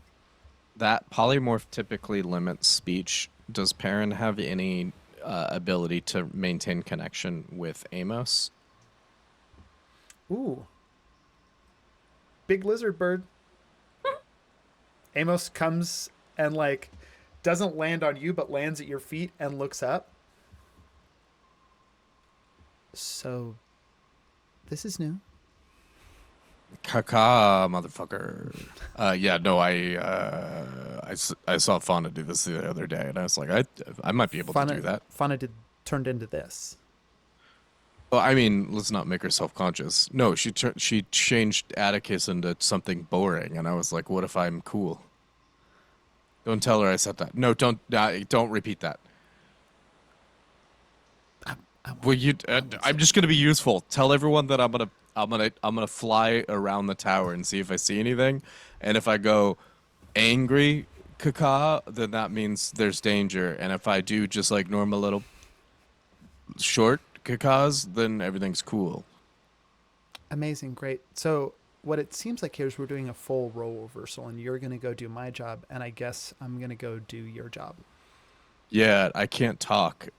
And like ordinarily I'm the glue that keeps the party communicating smoothly. Yeah, right. In that communicating smoothly, like, is there a certain Why are you so sarcastic today? Is there a certain amount of like dick jokes that you want me to make, or I don't like that? rely exclusively on dick jokes. No, I just, if you wanted me to like pepper them into the. No, wordplay is more preferable than dick jokes, but that's more like Atticus's thing. Got it. Isn't it? Right? I don't know if that's any of our thing. You know what, Amos? Go with your heart. If you want to talk about dicks, if your heart wants dicks, that does make the most sense, is to go with what comes naturally for you and what your spirit calls for, and it's calling for dicks. Just give them dicks. Cloaca jokes it is. And Amos is going to like flit over and land on one of Fauna's horns. I rolled a 21. Hi, Amos. Okay. Amos just kind of like gives you a few little like bird chirps. I mean, Amos can talk to you too, but gives you a few little like bird chirps and nestles in. 21 on investigation. It took you 30 minutes. If it's grown, like if you didn't notice it before, it was probably not much bigger than the one in the starfish. If it was there at all, but if it's only grown this big in the last 30, like it, you're looking back at it now over the edge, and you can still, because like you can still just kind of barely make it out in the swirling water. It doesn't appear to be growing terribly fast. I mean, if that's the case, then if it's been 30 minutes, like, I don't know, maybe every 30 minutes it will double in size. Rough estimate. I have a question, and maybe I missed this while I was souping. Have we discussed that the Filth King is probably a part of this? Is there any like idea that he's involved? Okay. Perrin is aware of that, and don't- everyone else assumes it. Yeah, I don't think we really Perfect. discussed it, but I think everyone kind of just The vibes. assumes that that's the Yeah. the vibes are No. real. Nick's definitely like mentioned it. May Yeah. As a jab to Perrin. I pull out my night glass and take a look around this space through my night glass? Absolutely, you may give me. Perrin is flying at this point. BT dubs. Cool. Perrin, then you also, Perrin, give me a perception check, and Vox, give me a perception check. And while It'd Vox be is doing that, investigation. Nyx is just gonna like point out the spot down below and warn everybody about it. Sorry, I don't know if I didn't mean to say investigation. Perception for both of you. Oh, I was asking if it could be more of an investigation Oh. rather No. than a just perceiving. If it's investigation, if you want to tell me something specific you're looking for. I rolled a 19. Okay. I mean, I'll roll a perception. Perrin is actively looking for what conclusions to draw from rather than just sensory perception. Okay, cool. Then yeah, roll me an investigation. 14. Are the stairs still there, or like can we still walk back down? Or did when it collapsed, was the stairway collapsing? No, actually, just a chunk of the right. So the stairs are still fine. This cry, and it kind of like hits the floor below. Half of it is just going to kind of like shatter on the floor below, and the rest just sort of goes into that tidal well and like starts to sink slowly into the ocean. Stairs are fine though. On a 19, Vox, you take out the night glass. You're looking through it. You see that point down below in the water that Nyx is referring to. As you're looking at it through the night glass, just to give you the information as quick as possible, you get the same, looking through the night glass, you get the same kind of like sensory information that Perrin got internally feeling wise, which is that you're looking into a void from which nothing escapes. Like it's almost like, even though this thing is on the surface of the water, and it's actually moving like, it's almost like a film on the surface of the water. It's moving with the surface of the water, but it is like whatever is on the other side of this doesn't exist. It just is a negative space that goes all the way down.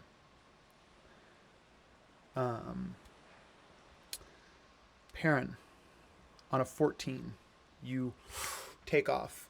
You're a huge sized creature, but this tower is big enough like you can, tucking your wings a little bit, like you're able to catch or create enough of a like your own draft to beat your wings hard and escape out of the tower. So you come out of the top. You can see the eventide a little ways away. Not that far, just kind of like where it docked for you to then put in your dinghy and make it the rest of the way to the tower. You see the dinghy still lashed to an outcropping of rock near the stairs where you came in. Storm is still far in the distance, moon shining down.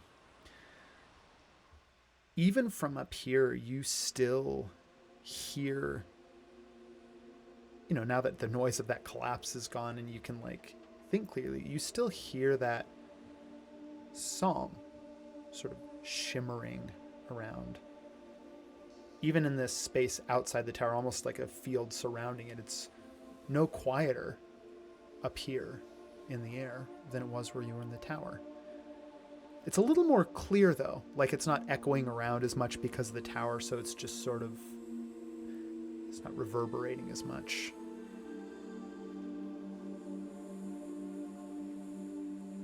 In the clarity of that, you look down and you see, I mentioned that archway at the top of the tower where the stairs met their end, and then you could there was an archway that looked like it went to another, a back section of the tower. Around back you see a smaller section, almost like a little, like a well, really.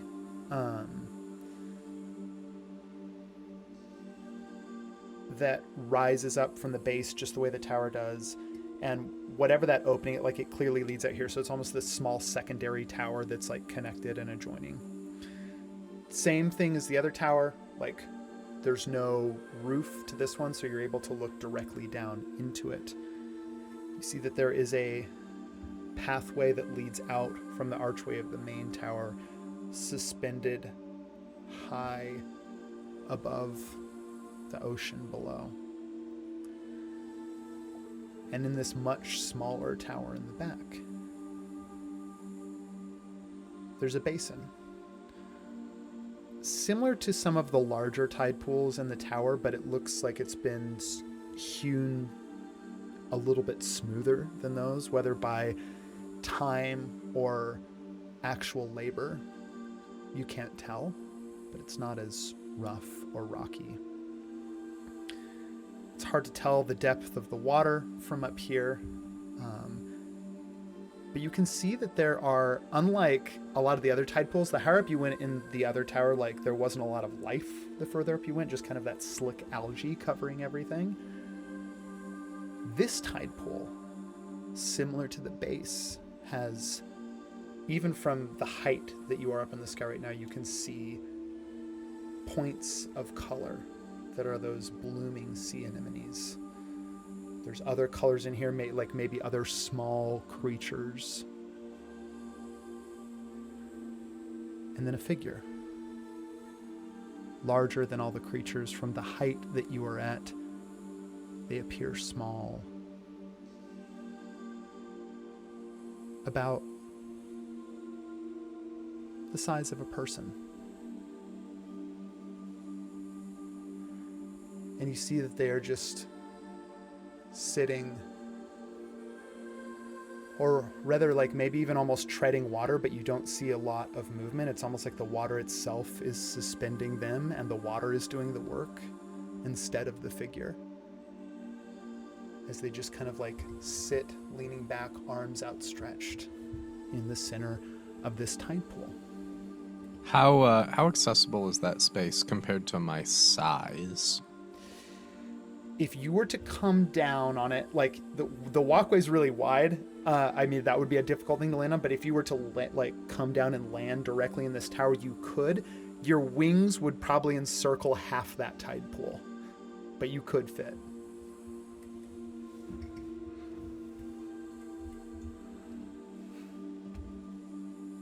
And they seem pretty passive. They're just hanging out and floating. Just hanging out, floating.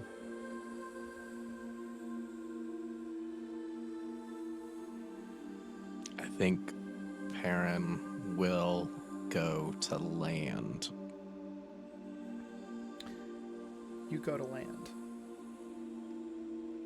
Obviously, if you're keeping this, there's not really a stealth check to make here. You're taking up half this space.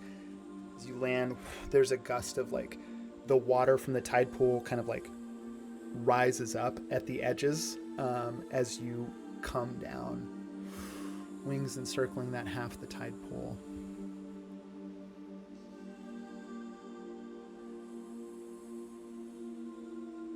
figure looks up at you.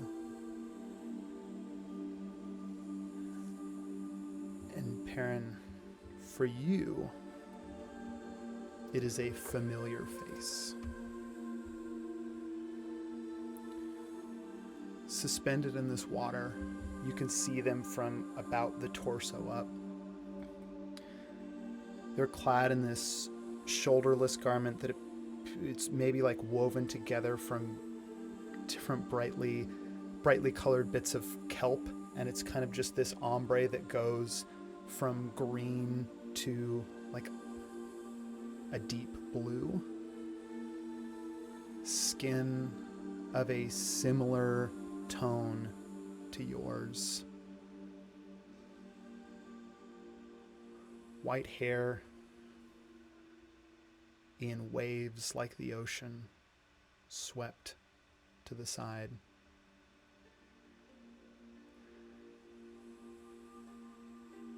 You saw this person once before on the other side of a door.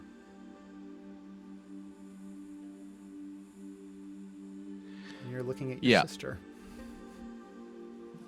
I think as Perrin registers this, he is going to do... We will see how cool it is. He's going to do a very cool twirling move. And moving his wings, he's going to drop polymorph in a way where he kind of like twirls out of the body of this dinosaur with his cloak around him. You want to give me... Yeah, you doing performance?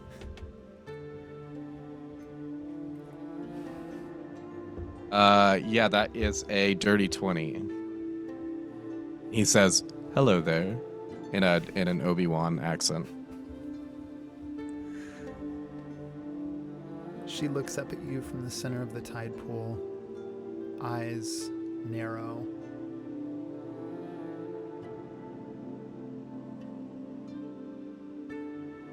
Who are you? Yeah, kind of a long story, but I am your brother, which I just found out recently when I met you in a different place. It's cool, like everything's fine, but yeah, hi. I'm Perrin. Perrin, you say brother, and as you continue to like go through the rest of this, not missing a beat, rising in the water without moving her form, you see the water almost like a mini fingered hand now, like raising her out of the water as her form kind of like legs now out of the water and just sort of like held in this cradle. The water brings her closer to you, so she's a couple feet above you looking down. You can see the shimmer of the water. Behind her is now there's just kind of this column, like almost a hand holding her, looking down at you.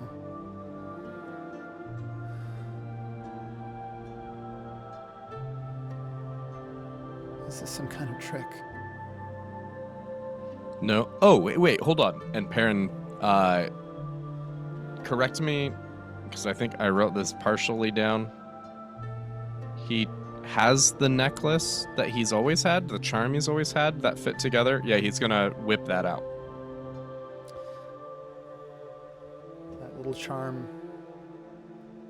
the locket that matched up with the emblem of the bird on it, soaring through the sky.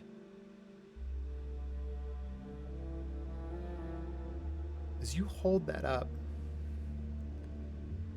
you don't, like,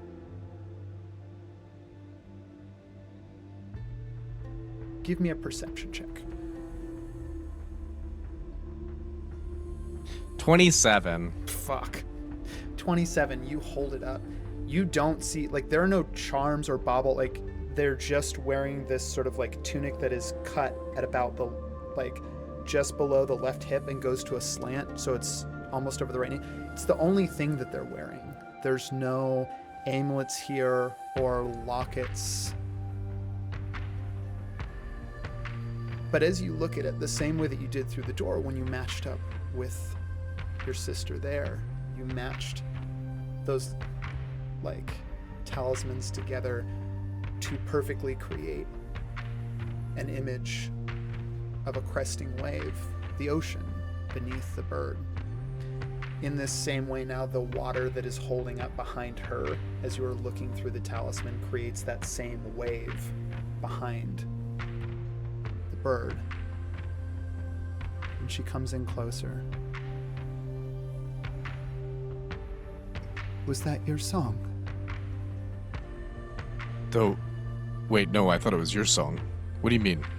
I sing all the time. Was that your song that rang out over the water when the storm cleared? Oh, I mean, yeah, just a little sea shanty thing that I dabble. The melody at the end. Where did you learn that? That's something that my mother would hum when she was, just kind of mindlessly going about her way.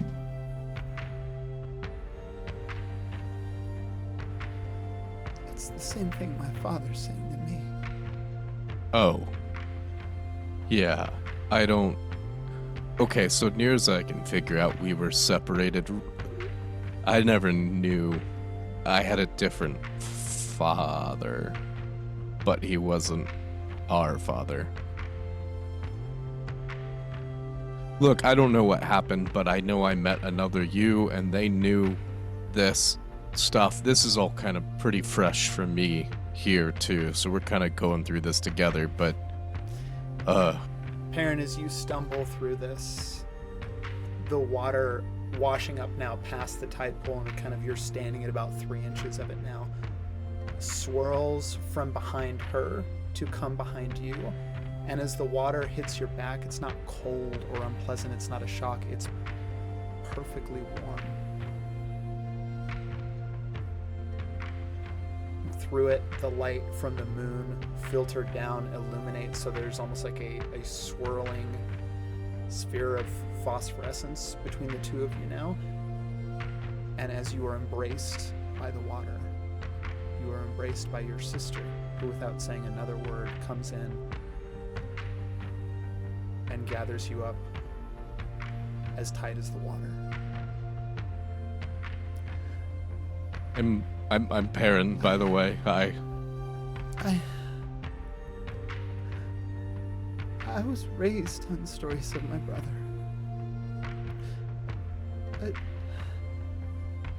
My father told me he was a sea elf who was taught the ways of the wood instead. I never thought I'd meet you.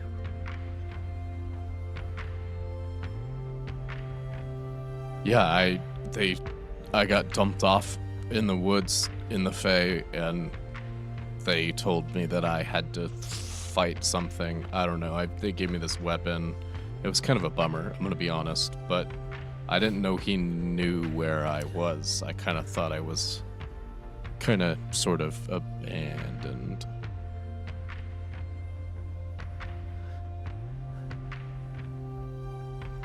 You and me both.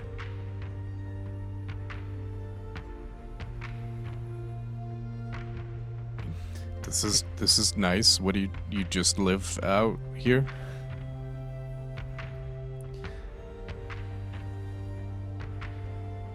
I didn't always. It's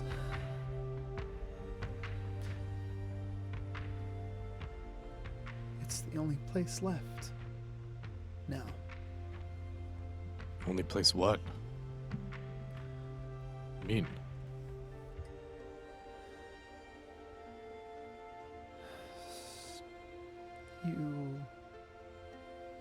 You don't know then.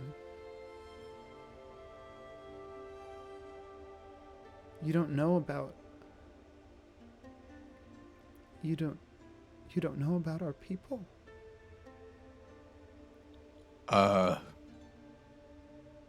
Is this a recent development? It goes back ever since the Fae came to this place.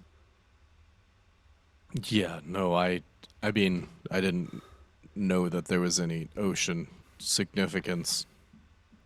I didn't get told a lot. Well, I got told a lot of things, but it was pretty different things. There's... Right. There... The oceans of this world, they hold something. And as far as we know, they've always held something that goes back. A darkness that has slowly swallowed every good thing. Oh.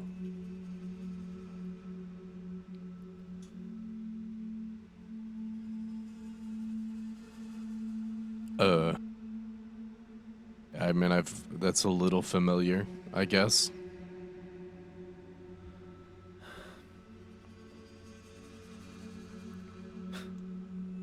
Of course you would show up right now. Wait, what do you mean?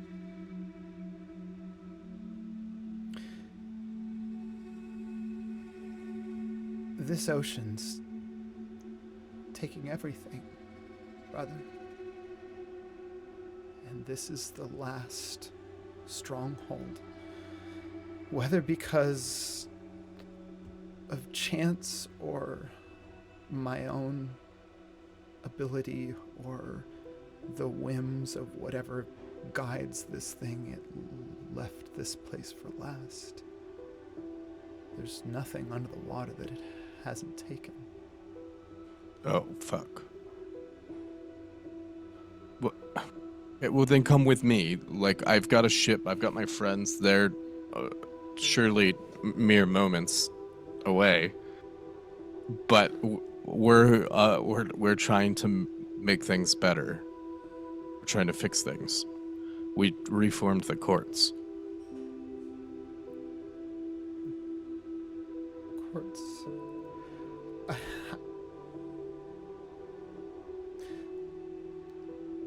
Listen, maybe you don't know a lot about the sea, but I don't know anything else but the sea.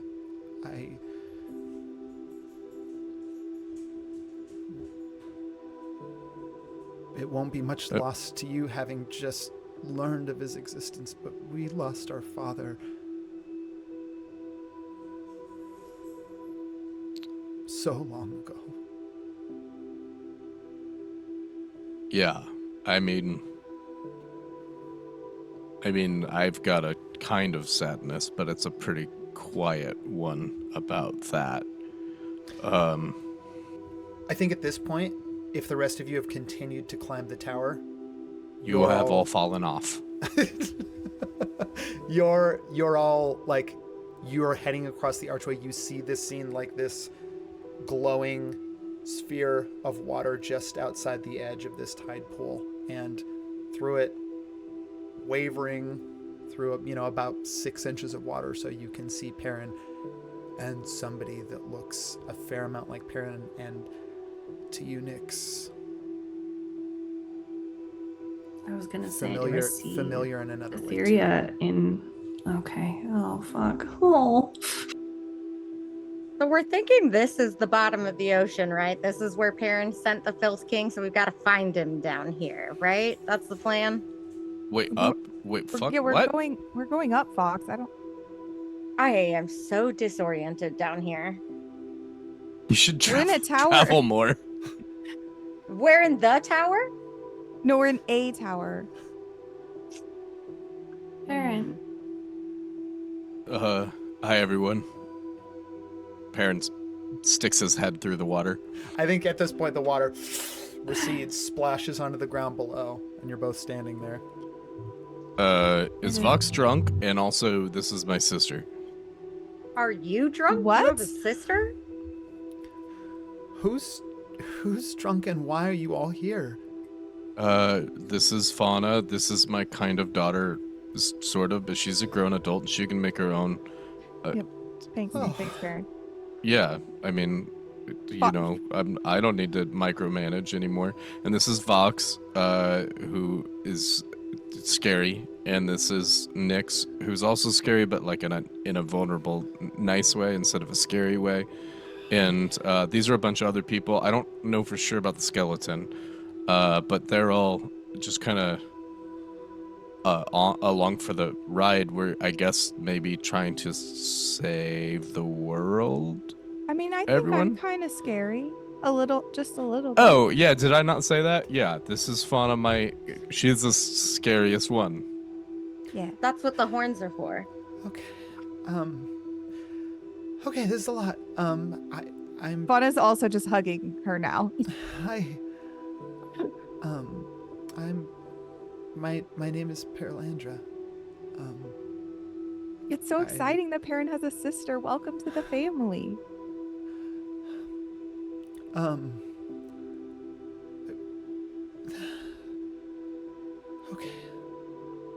No, it's fine. Like, you just don't stress out about it. Like, everything's cool. Oh, I'm sorry. Was that too much hugging? Sometimes I get a little carried away. It's good. It's good. Okay.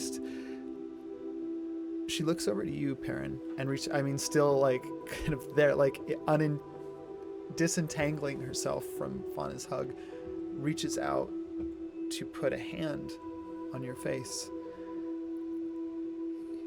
You have to go. You have to go. What? What do you mean? You have to go. This is it. This is, imagine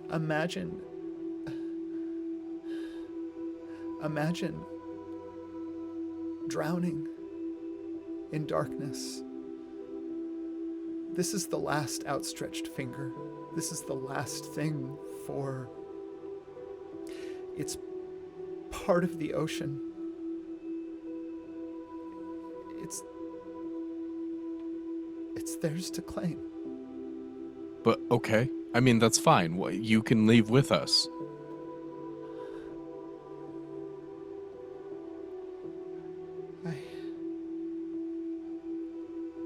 Paralandra, look at me.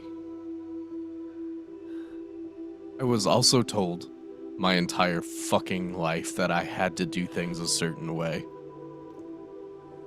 You're not obligated.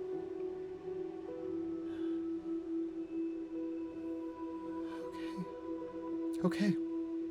Perrin, give me an insight check.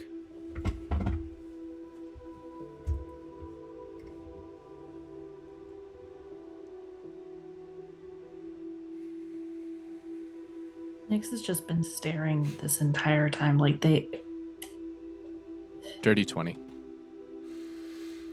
Bill Monkey strikes again. Dirty 20. So what do you want? Calm down.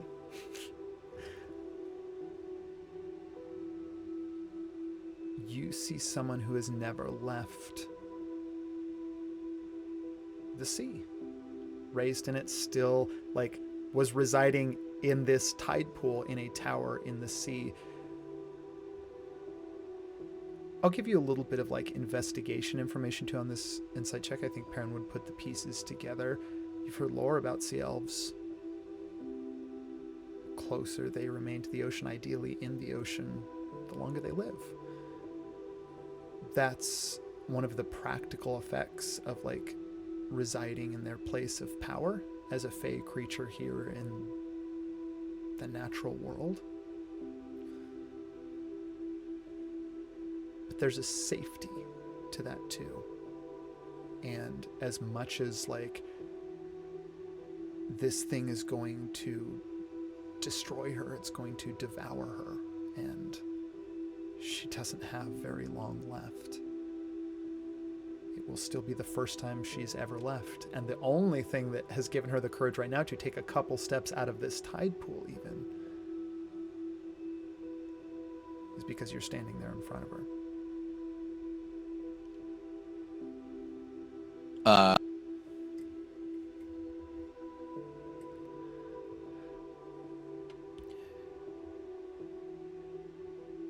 Aaron is gonna kind of square to her and take her, like, kind of hold her forearms, look her square in the face. You are strong. We both are. And look at me. I've traveled this entire world to come and find you. And we're going to be okay. We're gonna set things right. And you are going to be okay.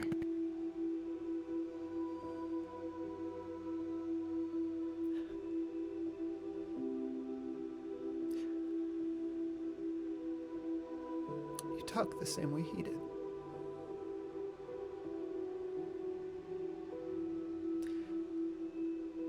She hugs you again. In your ear, she just says, "Okay, let's go."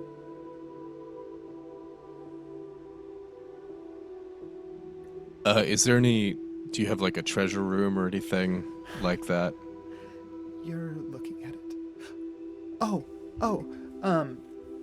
she actually scurries back to the tide pool and pulls out this, like, it's only about this big, but it is this mother of pearl fluted spiral conch shell, the kind that have those like little like point extensions coming away on the spiral of the shell. Yeah, I just he's gone, but I use this to talk to him. He doesn't really ever answer. It just... Our father? Yeah. What was his name?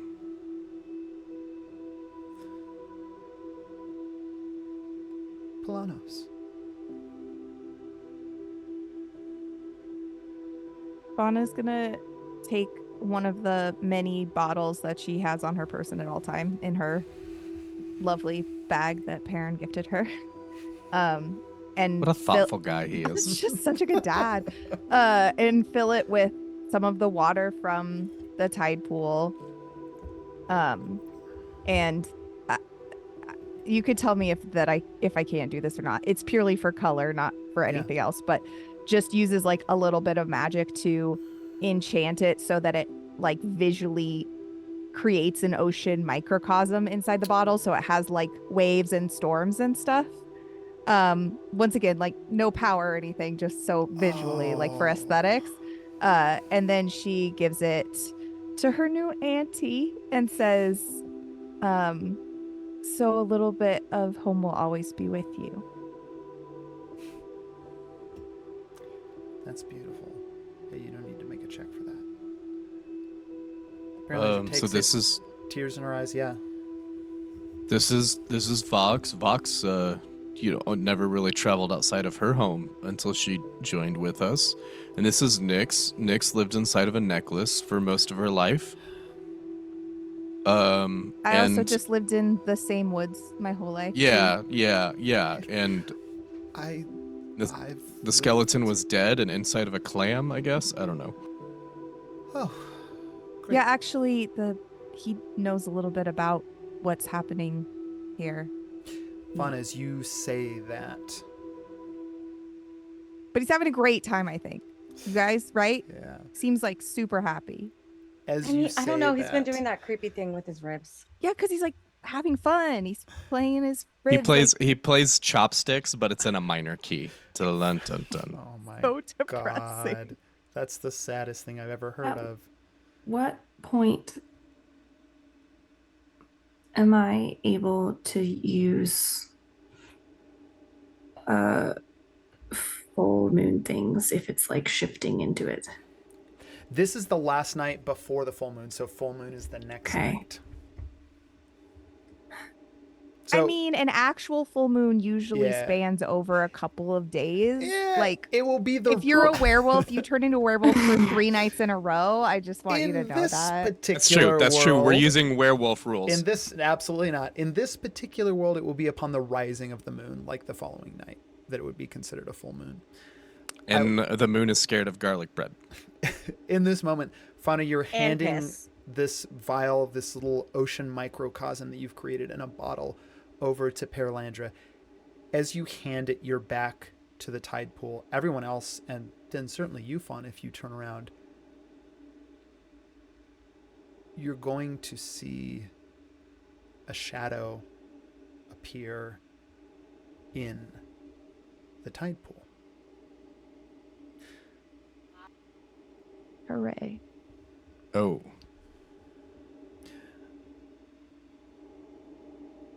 Oh. You're not gonna ask before taking that? Oh. I didn't realize that we answered to you about fucking everything.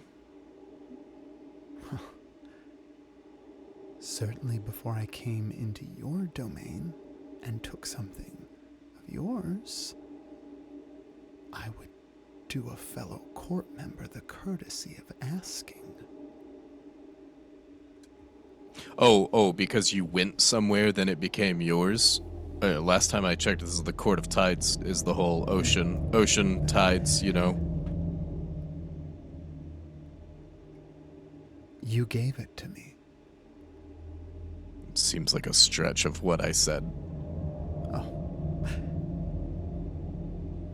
Perrin, I would think by now you know that when you make a deal, you should be very careful with what kind of deal you make. Yeah. Yep. That's pretty true. Unlike you know, who's so definitely confident and haven't, you know, not considered any particular detail. But that's fine. I'm sure you have no surprises to worry about or anything like that. I'm sure there's a lot that waits for me outside the bounds of this ocean. But I'm about to devour the last bit. So if you don't mind... Yeah. Actually, there was one thing I wanted to talk to you about. Real quick. Like, before you devour.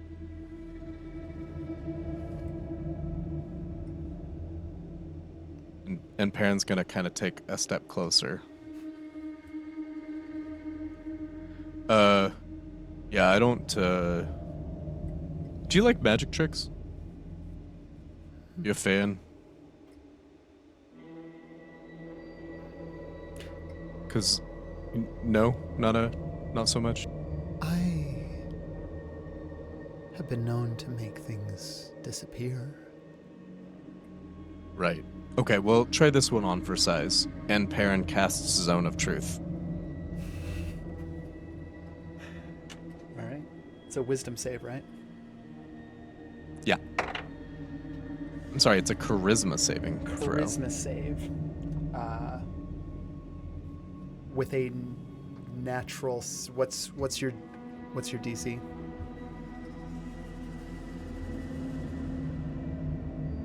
Probably not enough. 17. Natural 17 on the die.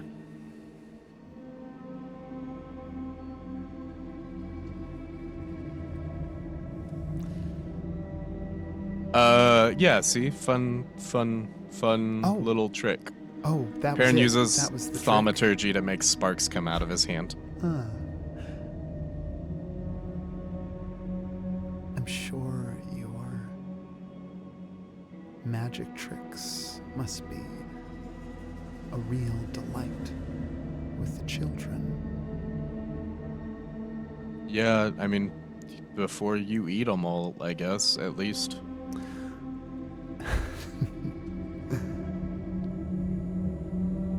It's my turn now.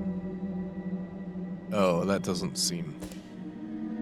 While parents are talking, and Nyx just kind of crept up behind both him and Paralandra, and they're gonna just like lightly touch the back of Paralandra and cast... I'm gonna cast Death Ward on her and protection from evil and good on Perrin. Ooh. Here's what I'm going to say, because that's two different spells as you're sneaking up to do this. Actually, give me a stealth check.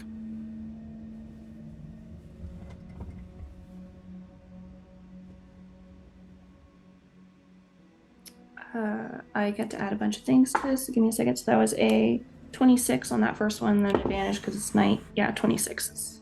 Okay, 26. 26, that's against passive perception. I'll let you cast both. Go ahead and mark those spell slots down, and as you do so, you begin to hear again a thunderous as this quake begins to move up from the tower just like before, but tenfold as severe. The tower begins to shudder beneath all of your feet. A piece of the stone that makes up the walkway between this smaller tower and the larger one cracks off and plummets into the ocean below. It leaves a gap of about 10 feet or so in the walkway. And in this moment, I need everyone to roll initiative. While this was going on, wanted to sneak up behind the guy, the Filth King, and I rolled a nat 20 on my stealth. And all right. If you will let me do that, okay, that's fine. You can let me do that because I want to use a bonus action. Okay. Nat 20 stealth check, you can absolutely sneak up behind. I will tell you right now, like, there's no like figure stand. It's almost like a reflection on the surface of the water that is the Filth King, or whatever this thing is becoming, just sort of rippling there in the tide pool. On a nat 20 stealth check, though,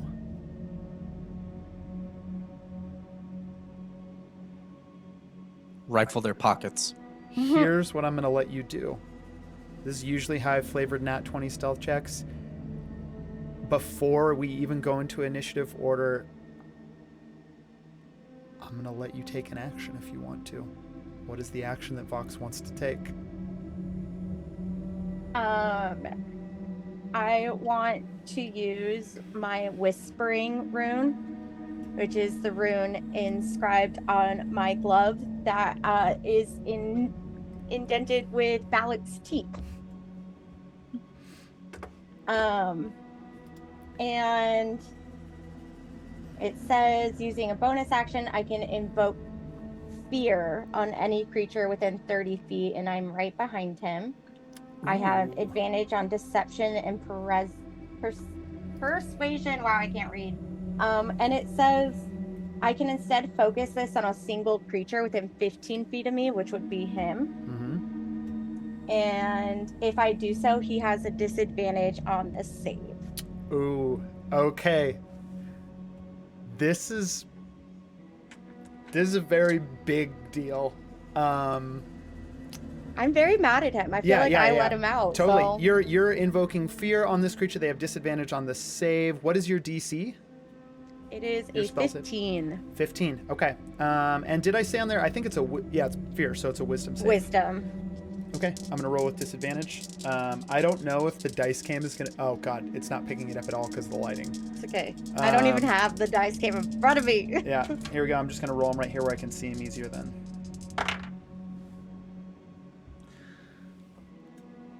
The lowest one on the die is a 10, but with their wisdom save, it goes well over a 15. Rox, you reach out to try and instill fear, and it is the same thing that you saw when you looked through the night glass into that void. You go to like push, and there's nothing. Like extending that fear out, it's like a presence, right, that you radiate through. Yeah. It's like pushing into nothing. It just disappears. You still will continue to have the other advantages of that whisper rune, though. We are I think we're going to end the session here, but before we do, I'm just going to record everyone's initiative order for the next session. So go ahead and read them off to me real quick. 8. Okay. I got 21. Okay. 19. Okay. And 22. And for Vox at the top with 22. Vox is ready. Somewhere on the ship in Okay. Atticus's head, Nyx casts message and just says, "We need you right now." What's the range on? Is it 300 feet? Hold on. Message is 120 feet. I can double that too. But You can double it? sending from Amos has enough range. Yeah, it's only 120. Even if you could double it, 240 feet, the ship that Atticus is on is more than 240 feet away. But if you want to, I think, honestly, you would have to do it. Well, you could use it as, Amos's spell action on your initiative order, Perrin, to do that sending. But Let me ask you. Oh, that won't help me. I was going to say if I could, I have an inspiration point, but that wouldn't do anything with my rune. yeah, not with the roll. Yeah, that, That's okay. yeah. I'm going to kill him. It's fine. Yeah. That is where we are ending the session. We will be back next week with our last session of 2024 before we enter the new year, and we will see where this thing goes. Thanks everyone for tuning in. Bye-bye now. Bye-bye. Bye-bye. Bye-bye. Bye-bye. Bye-bye.